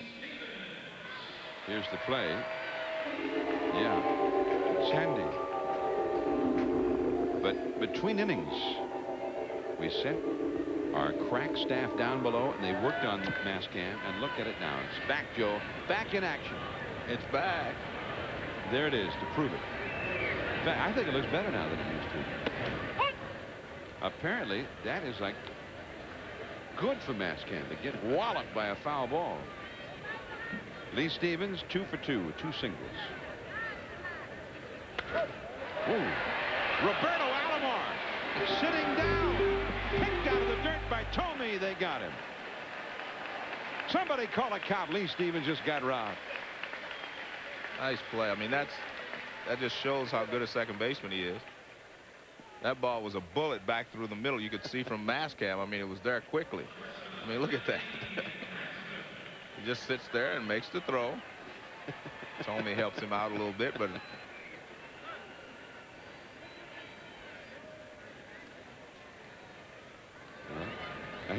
he wasn't sitting and making the throw because he was so tired. I mean, just didn't have time to get back to his feet. 2 down, Kelly Dransfeld, the hitter. Not having any success at all with Nagy. Struck out twice in his major league debut. I think the guy needs to make contact, Joe. Even a foul ball would be good for his feeling a little more comfortable. There, now I think now he's set. Well, he was hitting .311, as you mentioned, in AAA. I think everything here is just a little faster. The fastball is a little faster with a little more movement. Curveballs break a little sharper. The splitters have a little more movement. It's just something he'll have to adjust to. He grew up in Illinois as a Cubs fan, and Ryne Sandberg was his idol. Strike called on the outside of the knees. And he also faced a lot of smart catchers and pitchers here. They get you looking for one thing and throw you something else. They've thrown him a lot of breaking balls off speed pitches. Now this at bat, they're throwing him a lot of fastballs. And another fastball. I mean, they get you thinking, and they outthink you. So a 3-up, 3-down inning, thanks to Roberto Alomar. with a spectacular play. Sit down, Roberto. Make a throw. Relax. Rangers lead Cleveland as we start the 6th inning. Jim Thome will lead it off for Cleveland against Mark Clark. Thome has went back to his old friend Clark, and he's also walked against him. 3 infielders moved to the right side of second. And again, the third baseman, Zeal, is over at shortstop. That's how it looks. Thome, very strong left-handed slugger. 3.01 average at game time, 4 home runs. Fryman and Justice will follow. Nice pitch on the outside. 1 ball, 1 strike. 8 runs, 10 hits for Texas. 3 runs, 5 hits for Cleveland. I'd like to see a strong outing put together by Clark. A free agent they signed in the offseason. Came into this game with a 7.96 earned run average. And their starting pitching, other than Mike Morgan and Aaron Seeley, has been woeful most of the year. Changeup fouled away. There you can see. John, as you mentioned, Dransfeld national debut on ESPN. They're really pitching him tough. He's gotten a lot of change-ups, off-speed pitches, and this is the last inning. They get him with a fastball up and away, and his national debut is not going too well at bat. But I'm sure, again, he's going to make some adjustments, and we'll see what's happening. 2-2 to Thome, and that's foul. And by the way, I should mention that I guess this shows my bias about the importance of Sunday Night Baseball. But Dransfeld has actually played another Major League game. Right. Besides this one, it's just not one that I personally count. Well, this is his national debut right here. He went 2 for 4 last night. But then the bright lights, mass cam, super slow-mo, Joe Morgan. We showed up. That's a different story. He actually got a base hit, did Kelly Dransfeld, in his first Major League at-bat against Dwight Gooden. And one thing they said is he's been ready to play defense for a couple of years, so just has to work on his offense. And that's strike 3 call to Thome. So the close friends, and Clark puts it to his close buddy there. Here's the gum out in-game box score for Cleveland. Kenny Lofton hitless the last 2 games now. Manny Ramirez, the big RBI man, has been shut down. David Justice, a couple of RBIs. But for Cleveland, the pitching not there. They are trailing 8-3. And there's a swinging strike by Travis Fryman. He's popped to second and walked.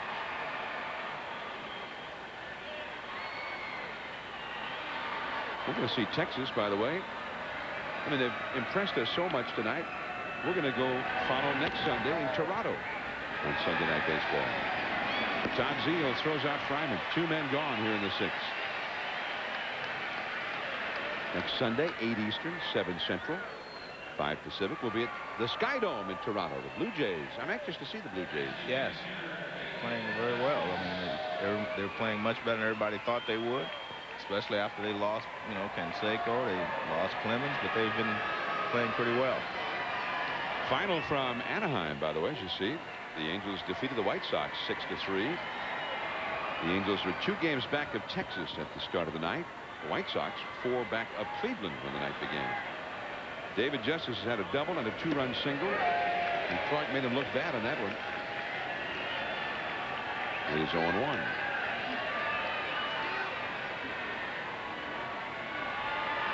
For years in the National League, there was an argument of who had the most beautiful swing, Will Clark or David Justice. Very nearly the same pitch right there. Oh, that's a splitter or what? But John, over the years, through injuries, both of their swings have changed a lot. They're not as free and flowing as they used to be, neither Justice nor Will Clark. The ravages of injury will take their toll.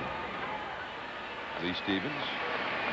And that's the end. Will Clark was off to a great start with Baltimore this year. Then he broke his thumb. 8-3. Top of the order coming up for Texas. We'll be right back. last of the 6th inning. The top of the order coming up for Texas against Rich DeLucia. Here is Tom Goodwin. And he has been a key man in that lineup for the Rangers tonight. Sinker misses from DeLucia. He led off the 1st inning against Charles Nagy with an infield hit. Stole 2nd, starting a 2-run rally. In the 4th inning, he hit a double deep into center to drive in 2 runs himself, and later scored a run. So he's 2 for 3 overall. 2 scored, 2 batted in. Pretty good night. For a guy who's been struggling this year. He's not been hitting well. Fryman shallow at 3rd. And that is right in there for a strike. 2-1. Goodwin had a great first half last year for the Rangers, doing all of the things that they thought he'd never do, getting a lot of walks, getting the high on base average. But then in the second half of the season, he kind of tailed off. Still ended up hitting .290 last year with 73 walks. That's pretty good. I mean, you know. Scored over 100 runs.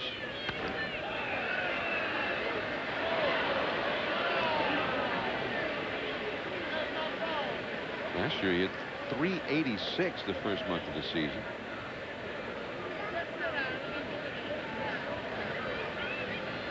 Cooled off a little bit in June. That's out of play.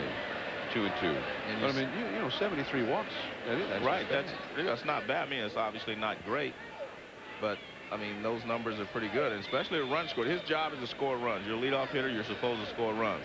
And in the past, 100 was a good benchmark. I think that number is going to be raised a little bit now as more runs are scored than before. So I think, you know, it's going to be up to 110 or 115 to say that you had a great season. Well, one thing that he's off to a much better start this year. He's got 12 steals already. But he only stole 38 last year, and it got thrown out 20 times. Well, he needs to work with Maury Wills. Back out of play. And really, when you talk about Maury Wills, I mean, that's incredible. A similar situation where Goodwin was. Yeah. I mean, I think they'd like to see him bunt a little more often, hit the ball on the ground a little more often.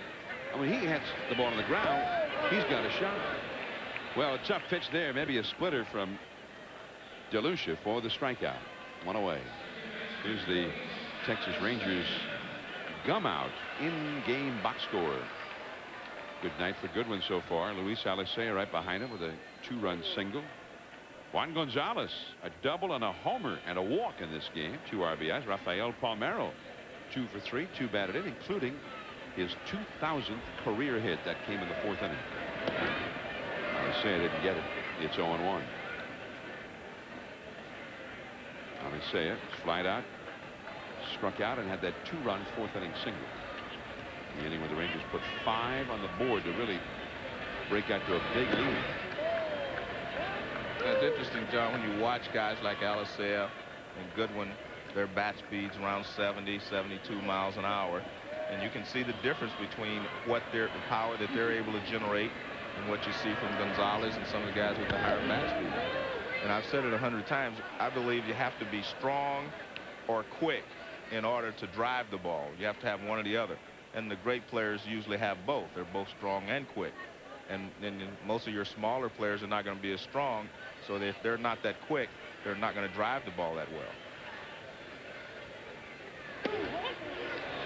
Sandy Alomar sees it. And that was strike 3 called on the outside. 2 down. Well, let's take a look at this pitch. Fastball towards the outside corner. Right on the outside corner. 2 down, nobody on. Here is Rusty Greer. He is hitless in this game. Strike call on the outside. Not even reached base. He's the only Ranger other than the rookie Dransfeld who has not reached base.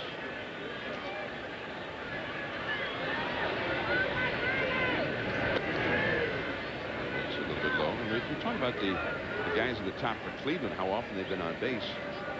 When Goodwin's going well, usually Mark McLemore is in there up near the top of the order. And then Greer, these guys are pretty good at getting on base too, in front of Juan Gonzalez.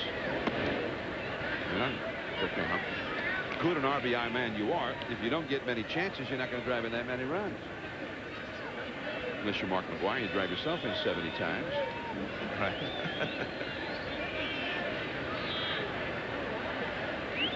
2-1 the count to Greer. 3-1.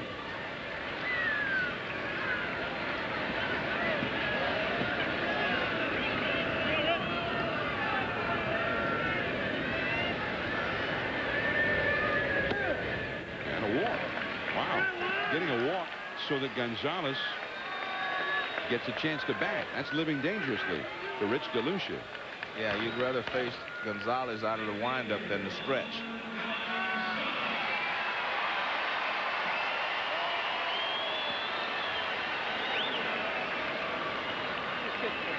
Juan Gonzalez. These teams have another game here tomorrow, a day game. And Cleveland will go back home. The Rangers will hit the road. Rich DeLucia giving Mike Hargrove some innings in the middle tonight. A swinging strike by Gonzalez. Tomorrow, Jared Wright will go against Mike Morgan here. Mike Morgan, 4-1 for Texas. And he's a guy that they didn't even know if he was going to be in the starting rotation. He didn't even know where he was going to end up this year before the season started. So he's done a great job for them. We did our first game here, and they were just then deciding that he was going to make his first start. And that was depending on whether he had to be used out of the bullpen or not. In fact, the first week of the season, I think he worked 3 times out of the bullpen. You know, he won 4 games for him. And they need it, because they have not been getting that much strong pitching from their other starters, other than Sealy. Gonzalez pops it up. Jim Thome. And he dropped the ball.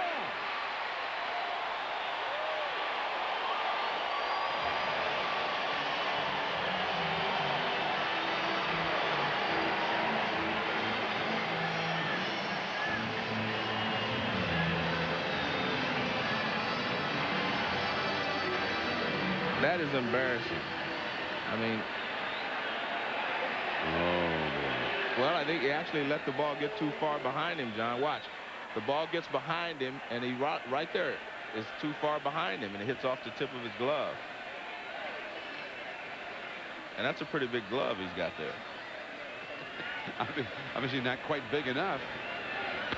Runner goes. Ball foul back out of play. Well, now, I mean, DeLucia got him out. He's going to, and he's still up there. Well, it's interesting. I'm watching the bat speeds on Gonzalez, 189, 190, 89, 90. And each one is a little different. But that's kind of like pitchers. When a pitcher throws his fastball, one time it may be 90, the next pitch may be 91, 89. It's just a range there that they get into. And he's been 88 to 90 here in this at bat. 1 ball, 2 strikes. Alomar, the catcher, and DeLucia talked this over at the mound. Struck him out. Well, pretty good performance here by DeLucia, retiring Juan Gonzalez twice in the same at bat. 8-3, Texas ahead. We go to the 7th. John Miller, Joe Morgan with you from the ballpark in Arlington. A game that was delayed by rain at the outset. Here is Richie Sexson, who's grounded a short and grounded into a force out. 0 for 2. Taking ball 1 from Mark Clark. The Ranger bullpen is busy. Sexson, then Sandy Alomar and Kenny Lofton. Zeal was playing him along the line. Throws him out. There is one away. Chalk went up to positioning. It was right along the line, and Zeal was right there. I think one of the things that the reason he's near the line, John, that you see Zimmerman and Munoz warming up in the bullpen is because we've talked about the fastball from Clark. It runs in on the right-handers, and they're going to have to pull it or get jammed. So they're going to pull the ball a little more than they would normally. Mark Clark pitching a good one. There's a school of thought that he would actually be a guy who would be at an advantage pitching in a 4-man rotation, because he's a sinker baller, and maybe his ball would have a little better sink if he wasn't given that extra day of rest and maybe get a little too strong. I've always wondered if that was so. You know, people say, well, when a sinker baller, when his arm gets a little tired, the ball seems to sink a little bit more because he doesn't try to overthrow it. I still think you'd want your arm to be fresh and think it would still be a little more lively. But I know that's kind of a... It's conventional wisdom, Joe. On 3 days rest, he has done well, but I mean, there's pitching like 4 times in your whole life on 3 days rest and doing well versus doing it over and over and over again. Of course, Sandy Koufax and Juan Marichal, Don Drysdale, they did pretty well. Yeah, for a lot of years. Wilbur Wood 1 year did pretty well on 2 days rest. Left center field, Greer in front of Goodwin, and Sandy Alomar is out number 2. That's the big part of this ballpark. 390 feet to the power alley in left center. The leadoff man Kenny Lofton will come up now. 8-3, Texas ahead. 2 down in the 7th inning. I remember they used to talk about Kevin Brown when he was here in Texas, because when he was here, he was an enigma. You know, they always thought he should be better than he was. And they used to say when he threw too hard, he wasn't getting the sink on his sinker ball. Well, there's a difference because he throws a couple of different fastballs. He will throw the riding fastball. He throws the sinking fastball. You know, he changes his speeds on his fastball. Takes it from a sinker to a riding fastball. Now that may be a little different because then he wants to overthrow. I think the point is if you have a tired arm, you're not going to overthrow the sinker. Lofton, nice pickup at third by Zeal. Kenny Lofton is 0 for 4. And Clark has retired the last 8 batters after struggling in the 4th and 5th innings. Rafael Palmeiro, who got his 2,000th hit in his last at bat, is coming up when we return. The Rangers lead the Cleveland Indians. Mike Hargrove wearing a microphone tonight, discussing his pitching strategy the rest of the night. You know, in striking distance, we may want to go. If we get within 1 or 2 runs, we might want to go with Reed. You think? Yeah, stays 4 or 5 run game. Let's go with Wagner. Okay. Rich DeLucia is still out there. Rafael Palmeiro 2 for 3 in the game. 2 RBIs, a single and a double. He's got Wagner warming up in his bullpen right now, so if it stays like this, I guess Wagner would come on for the 8th inning. Palmeiro quickly in an 0-2 hole. But Joe, if they can come back in the top of the 8th and make it much closer, we might see Steve Reed instead.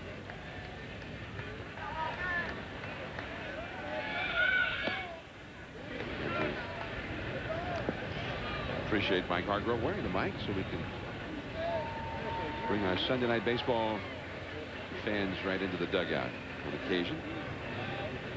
Ivan Rodriguez behind Palmeiro. Palmeiro hitting .313.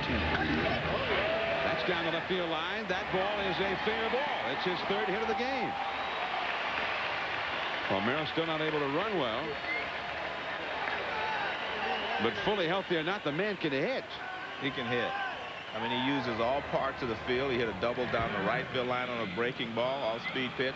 He goes the other way with this fastball that's up. So he just goes the other way. He doesn't try to pull it. I mean, that's just beautiful hitting right there. You can see he hits it right on the plate. He doesn't try to get the barrel out front, waits for it.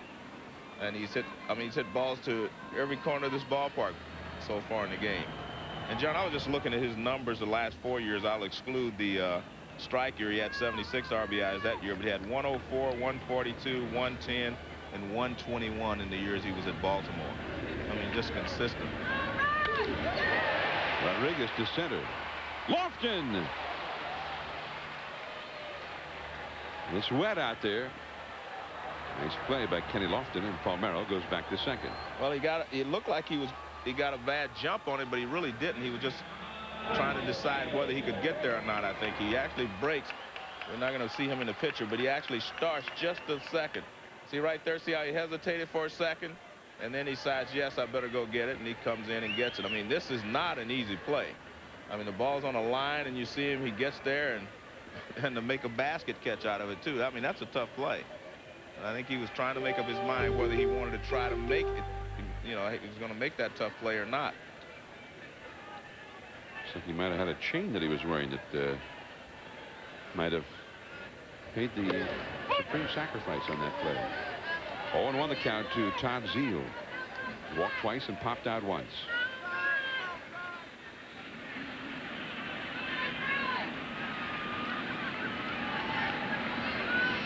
On the count. 0-2.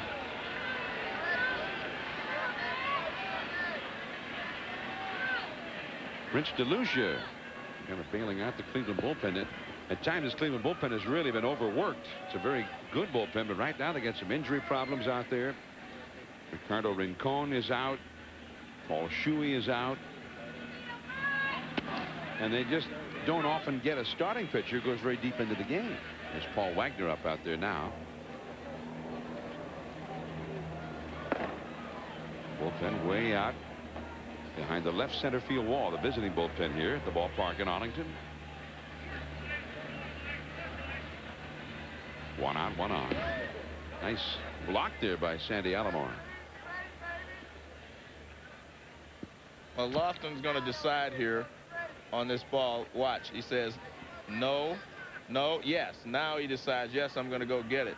I mean, I think he got the read off the bat, but he just wasn't sure if he could go get it or was going to be able to get there in time. And he decided, yes, I can get there.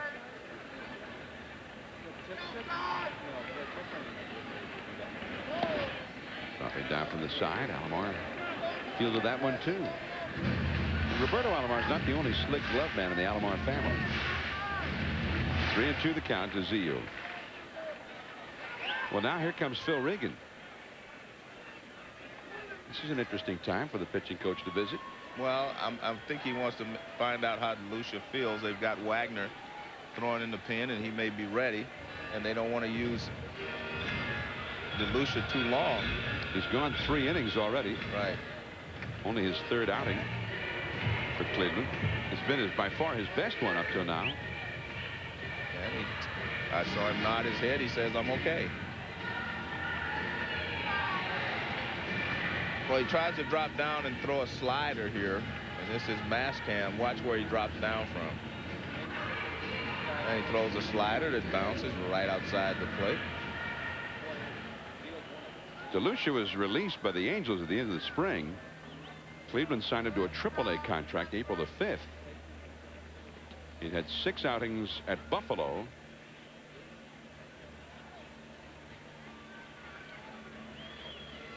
Made his debut for the Cleveland Indians last weekend at Fenway Park. Looking to throw to second. Nobody was covering. Cleveland is the 6th major league team in DeLucia's career. He was with the Angels all of last year and most of the year before.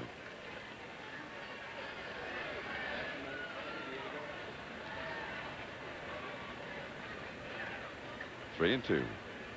Reach for, tap slowly, foul by Zeile on the first base side.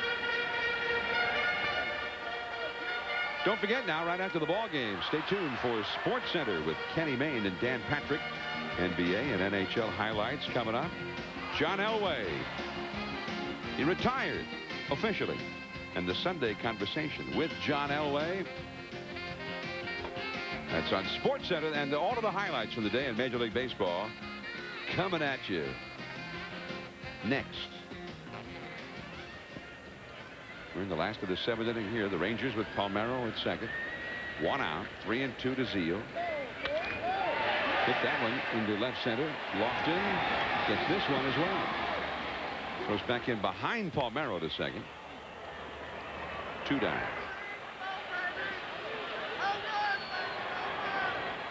Now Lofton enjoys that stuff. What's that? He just enjoys. He likes starting to take off and show that he can get to almost anything out there. You know, when they were in the World Series against the Braves that time, he just impressed me. I mean, he likes center stage. You have to like it.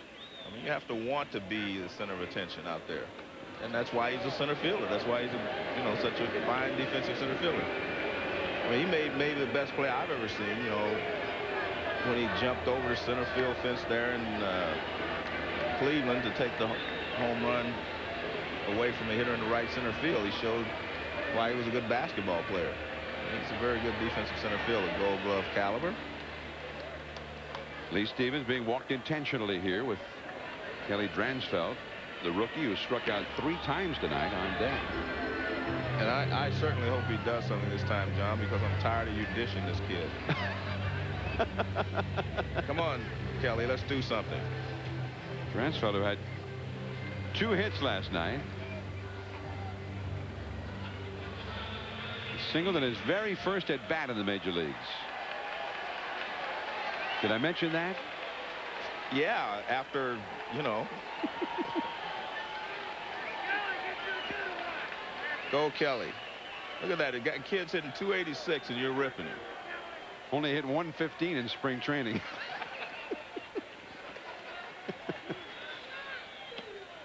Well, I just haven't seen him make much contact personally, Joe. That's the only thing.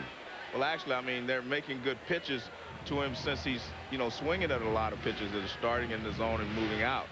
I think he just needs to be a little more patient. I think he swung at the first pitch every at bat. Just take a look at one. It's too late now. He's already got a strike, but take a look at one. Well, don't rip him. Now, see, I want him to cut at that one. Well, and you're sitting there. Now, he's listening to you. No, I wanted him to take the first pitch. Said, hey, if Mr. Morgan says take one, I'm taking one. Well, he threw him a slider. He swung and missed and get him look for the slider, and then he throws him a fastball. They're changing their pattern so often, and I think that's what's confusing him a little bit.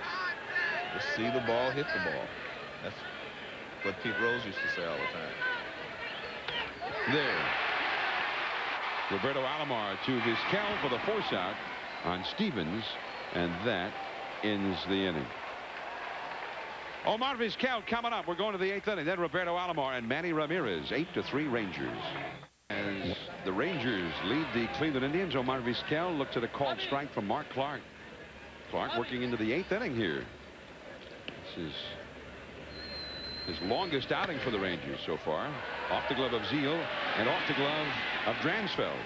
And it wouldn't have mattered, I think, by that time. That's going to be a base hit for Vizquel once it got past Zeal. And Roberto Alomar will come up next. The longest outing of the year for Clark had been a 6 2/3 inning ball game 9 days ago at Minnesota. Here's the GMC truck game summary. 8 runs, 11 hits for Texas, 3 runs, 6 hits, 1 error for Cleveland. Nagy knocked out early in this ball game. And David Justice with a couple of RBIs. Mark Clark taken from the game right now. 7 innings plus, 3 runs, 6 hits allowed. And a nice round of applause as he departs. Jeff Zimmerman is coming in, and we'll be right back.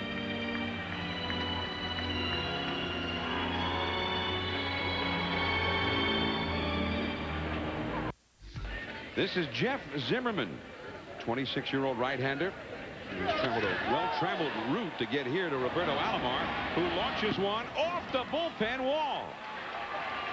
Vizquel to third. Alomar standing at second with a double. Jeff Zimmerman has been in 8 games this year for the Rangers with 1 run allowed in 16 1/3 innings on only 6 hits. This guy's been sensational. A .55 earned run average. Well, he's trying to get ahead of Alomar with a fastball, and he gets it in the middle of the plate and down, and he rips it in the right center field off the base of the wall. And he's on to second with a double, and now Vizquel moves around to third. And now the Cleveland RBI man, Manny Ramirez, with a chance to pick up a couple here. 8-3, Texas ahead. Roberto Alomar with a long double. Vizquel breaks for the plate. Zeal will go to first. There, Alomar, Roberto going to third after the throw, and he's there. So it's an RBI for Manny Ramirez to make it 8-4, and then Roberto Alomar got himself over to third base on the play as well. Good heads-up base running by Roberto. Because now he can score on another ground out. He's had a double and a triple and a run batted in this game. The batter, Jim Thome. 3 infielders moved to the right side again. Thome said a comebacker. He walked and struck out.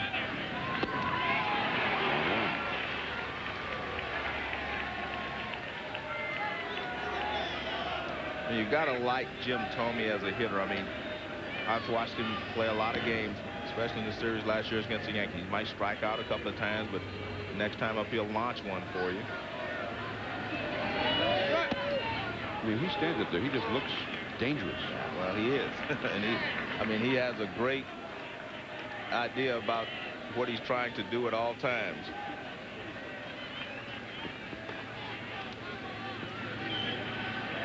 Roberto Alomar down the line from third. He got a very big lead over there. Nobody anywhere near him.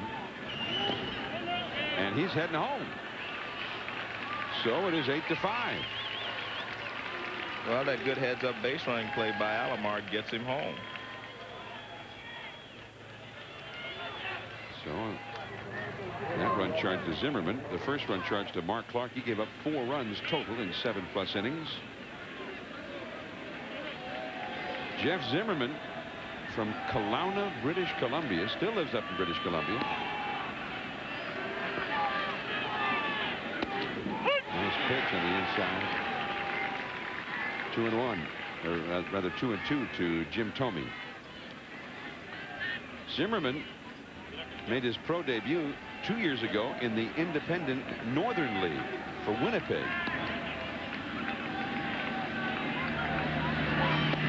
Strike 3 call. Out number 2, and that'll bring up Travis Fryman.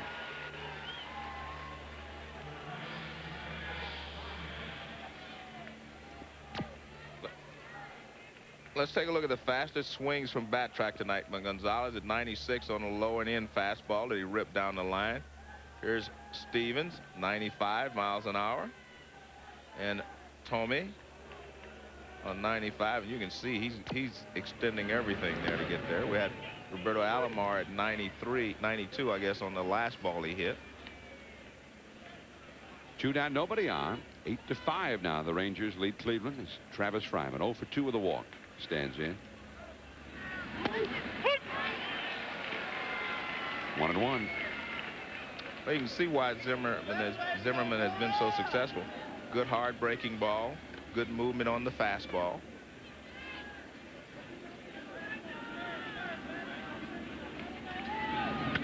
That one is hit high and deep into left center field. But that's the big part of the park. Rusty Greer at the wall, jumps up and makes the catch.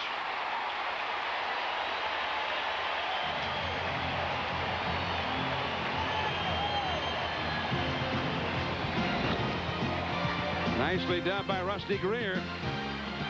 8-5, Texas. Sunday night baseball. Here's the look at the ballpark in Arlington from the Gum-Out aerial cam. Don't forget now, right after the ball game, a special 90-minute edition of SportsCenter coming up with Kenny Mayne and Dan Patrick. Everything that happened in the world of sports today will be reported. And then some. 90 minutes. The complete day in baseball. Hideki Irabu running right out of his shoe on the mound at Kansas City. Well, I hope they don't report on how you just transferred tonight. Not everything in sports is good for SportsCenter. There's Wagner. We have to report all that's going on, Joe, both from a positive and negative. Okay.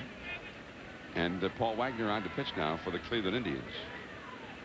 It hurts sometimes, but I have to report in the course of doing this job effectively. Tough job, but somebody's got to do it, huh? Yeah. I'll be doing it again next Sunday night, God willing, from the Sky Dome in Toronto. And he'll be there, too.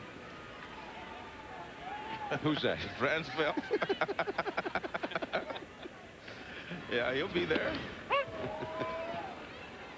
Yeah. And I'll be there to report it. Hopefully. Tom Goodwin, 2 for 4. I'm taking nothing for granted at this point. Goodwin just foul outside of third. He's had a single and a double, 2 RBIs tonight. 8-5, Texas leading Cleveland. Paul Wagner on to pitch. Pretty good outing from Rich DeLucia. I mean, a very good outing. 3 2/3 innings. No runs allowed. Just 2 hits while he was in there. He's given the Cleveland Indians a chance to get back into this game. When he came into the game, by the end of that first inning that he was in, it was 8-2 already. When he left, it's 8-5. So Good work by Rich DeLucia. Very good job.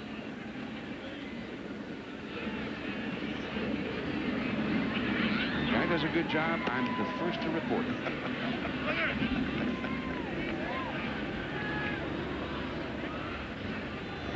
Me and the rest of the country is going to watch Dransfeld this week and be pulling for him. I am his biggest fan now, let me tell you. Okay. 2-2 the count to Tom Goodwin. And that's back out of play.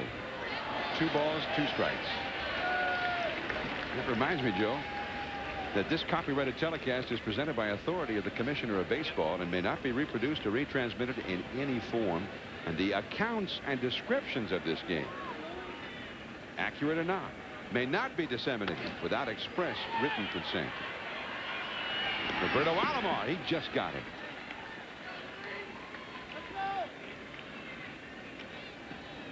Sometimes you watch Roberto Alomar play second base, Joe, and you think, you know, Michael Jordan should not have played the outfield when he played pro ball. He should have played like second base. No. I'm a big Michael Jordan fan, but he went to the right place.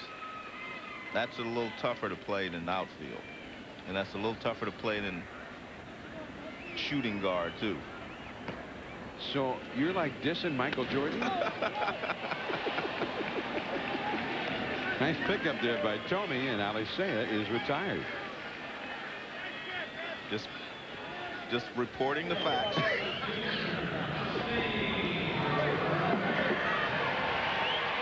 You are a pro. 2 down. Here's Rusty Greer. He's 0 for 3 with a walk. Yes, there are. 8-5 the score. The Rangers lead the Cleveland Indians last of the 8th inning. There's ball 1 from Paul Wagner. John Wetland, you saw warming up in the Rangers bullpen for the 9th inning. David Justice, Richie Sexton, and Sandy Alomar will be due up for Cleveland. Cleveland a little short-handed on its bench. There's Wetland, veteran closer. The Indians are only going with a 4-man bench to begin with, and one of those guys, Will Cordero, having a hard time gripping the bat right now since he got hit with a pitch in the wrist the other night in Oakland. Check swing, ball in the dirt. 2 balls and a strike to Rusty Greer. He has a 10-game hitting streak in progress. So that's on the line right now. 3-1. Juan Gonzalez is on deck. He would be next. We've seen one time already. Greer walked with 2 down with Gonzalez coming up. Could it happen again? Check swing and a foul out of play. 3-2.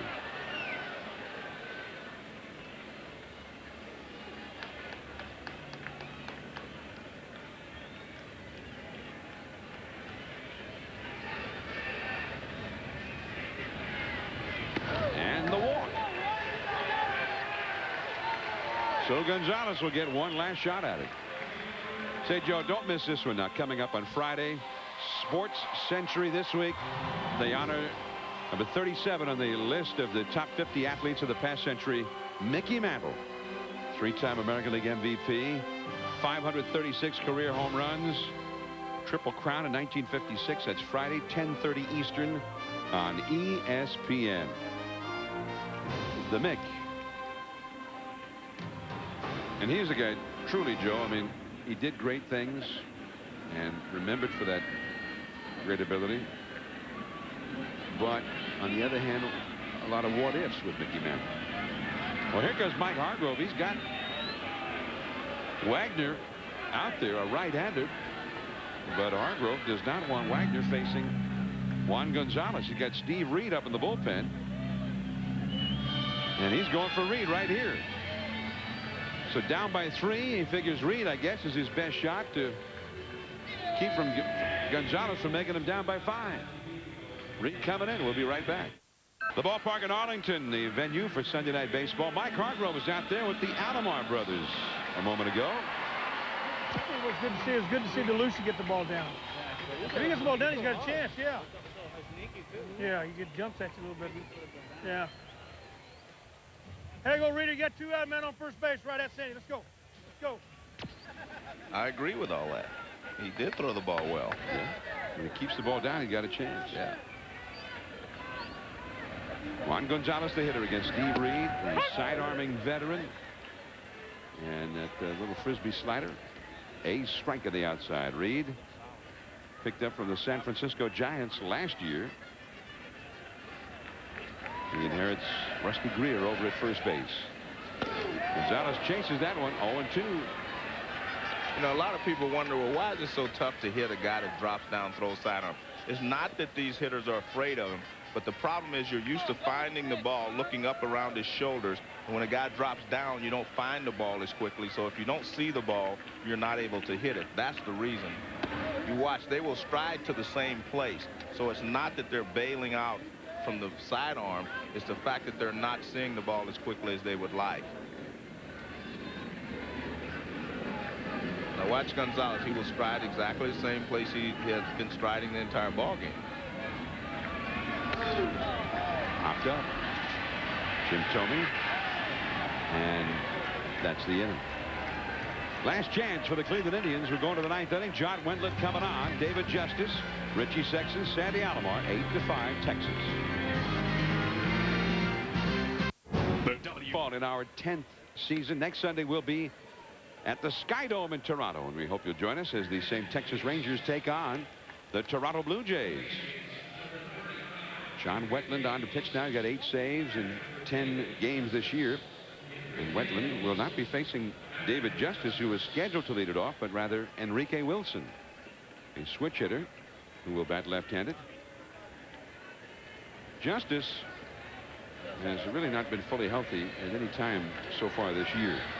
I don't know if that's related to why Wilson's up here now, but it is Wilson rather than Justice. I would think that it is related to. It must be. Yeah, because Justice is a very good fastball hitter and a good hitter. 1 ball, no strikes. Wendlandt, normally about as reliable as they come, but this past Tuesday, he blew a save for the first time this year. Sometimes, John, when he comes in, he does just the way he's doing now. He's releasing the ball high. Sometimes he overthrows the ball and he gets himself into trouble. It takes him a little while before he gets his rhythm. That's a strike. 2-1. I mean, if you're a closer, this has got to be the situation you love, though. You got a 3-run lead. You come out with nobody on base. It's about as many advantages as a closer can possibly get to, going out and getting a save. And when we go back out of play. I mean, the save stat is kind of a misleading stat in a way. I mean, it's nice when you know Wendlandt's good at it. I mean, usually, almost invariably, you bring him in the 9th inning with a lead and the game's over. On the other hand, I think there's a little less value to this save, let's say he gets it, than if it was a 6-5 game. Now that's value. Or a 6-5 game and a runner on first when he comes in. Well, that's very good value. Yeah. He gets 3 outs before 3 runs scored. He gets a save. Caught by Granstro. 1 down. Enrique Wilson retired. Go Kelly. Nice job there, Kelly.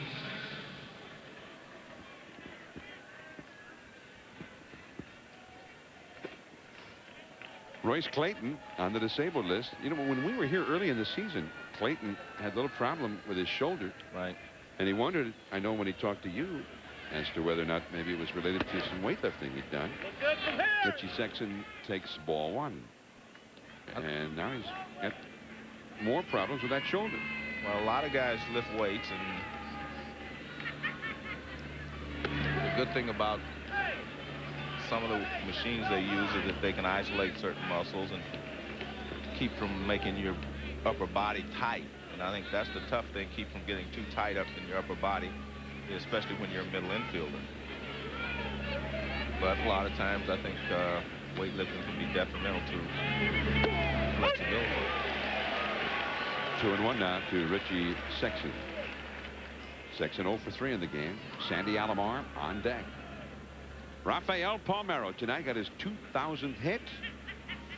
And also he went right past that to number 2001. 2-2 now. Had 3 hits all told in the game. 2 doubles, a single, a run batted in. The one time Rafael made it out. He hit a shot right at Roberto Alomar, his old teammate from Baltimore. Juan Gonzalez, an RBI double in the first, a home run to right center in the third. 2 for 4, 2 batted in. Gonzalez swinging the hot bat of late, as we're used to seeing. Right center field deep. Gonzalez going back. This one is gone into the bullpen. Richie Sexson with his 4th home run of the year. Well, he was late on the fastballs that were up from Wetland. Wetland gets this one down and out a little bit, and he's able to generate enough bat speed to get to the ball. He was late on the other ones. This is about a 90-mile. See where that pitch is? He can get to that pitch. But the other ones, fastballs were up, and he was late on them. And he drives it over the right field wall. Well, Wetland has gotten 1 out. He's given up 1 run. He's got to keep from giving up 3 runs before he gets the 3 outs. Sandy Alomar, ball 1. On the other hand, when you're pitching with a 3-run lead, you pitch a little differently. Right. Nobody on base. Well, you make sure you go after the guy. You don't want to walk anyone. Nice pitch there right on the outside edge at the knees. 1 ball, 1 strike to Sandy Alomar, who's 1 for 3. And he lofted his on deck. Tried the breaking ball there, and he missed with it. 2-1.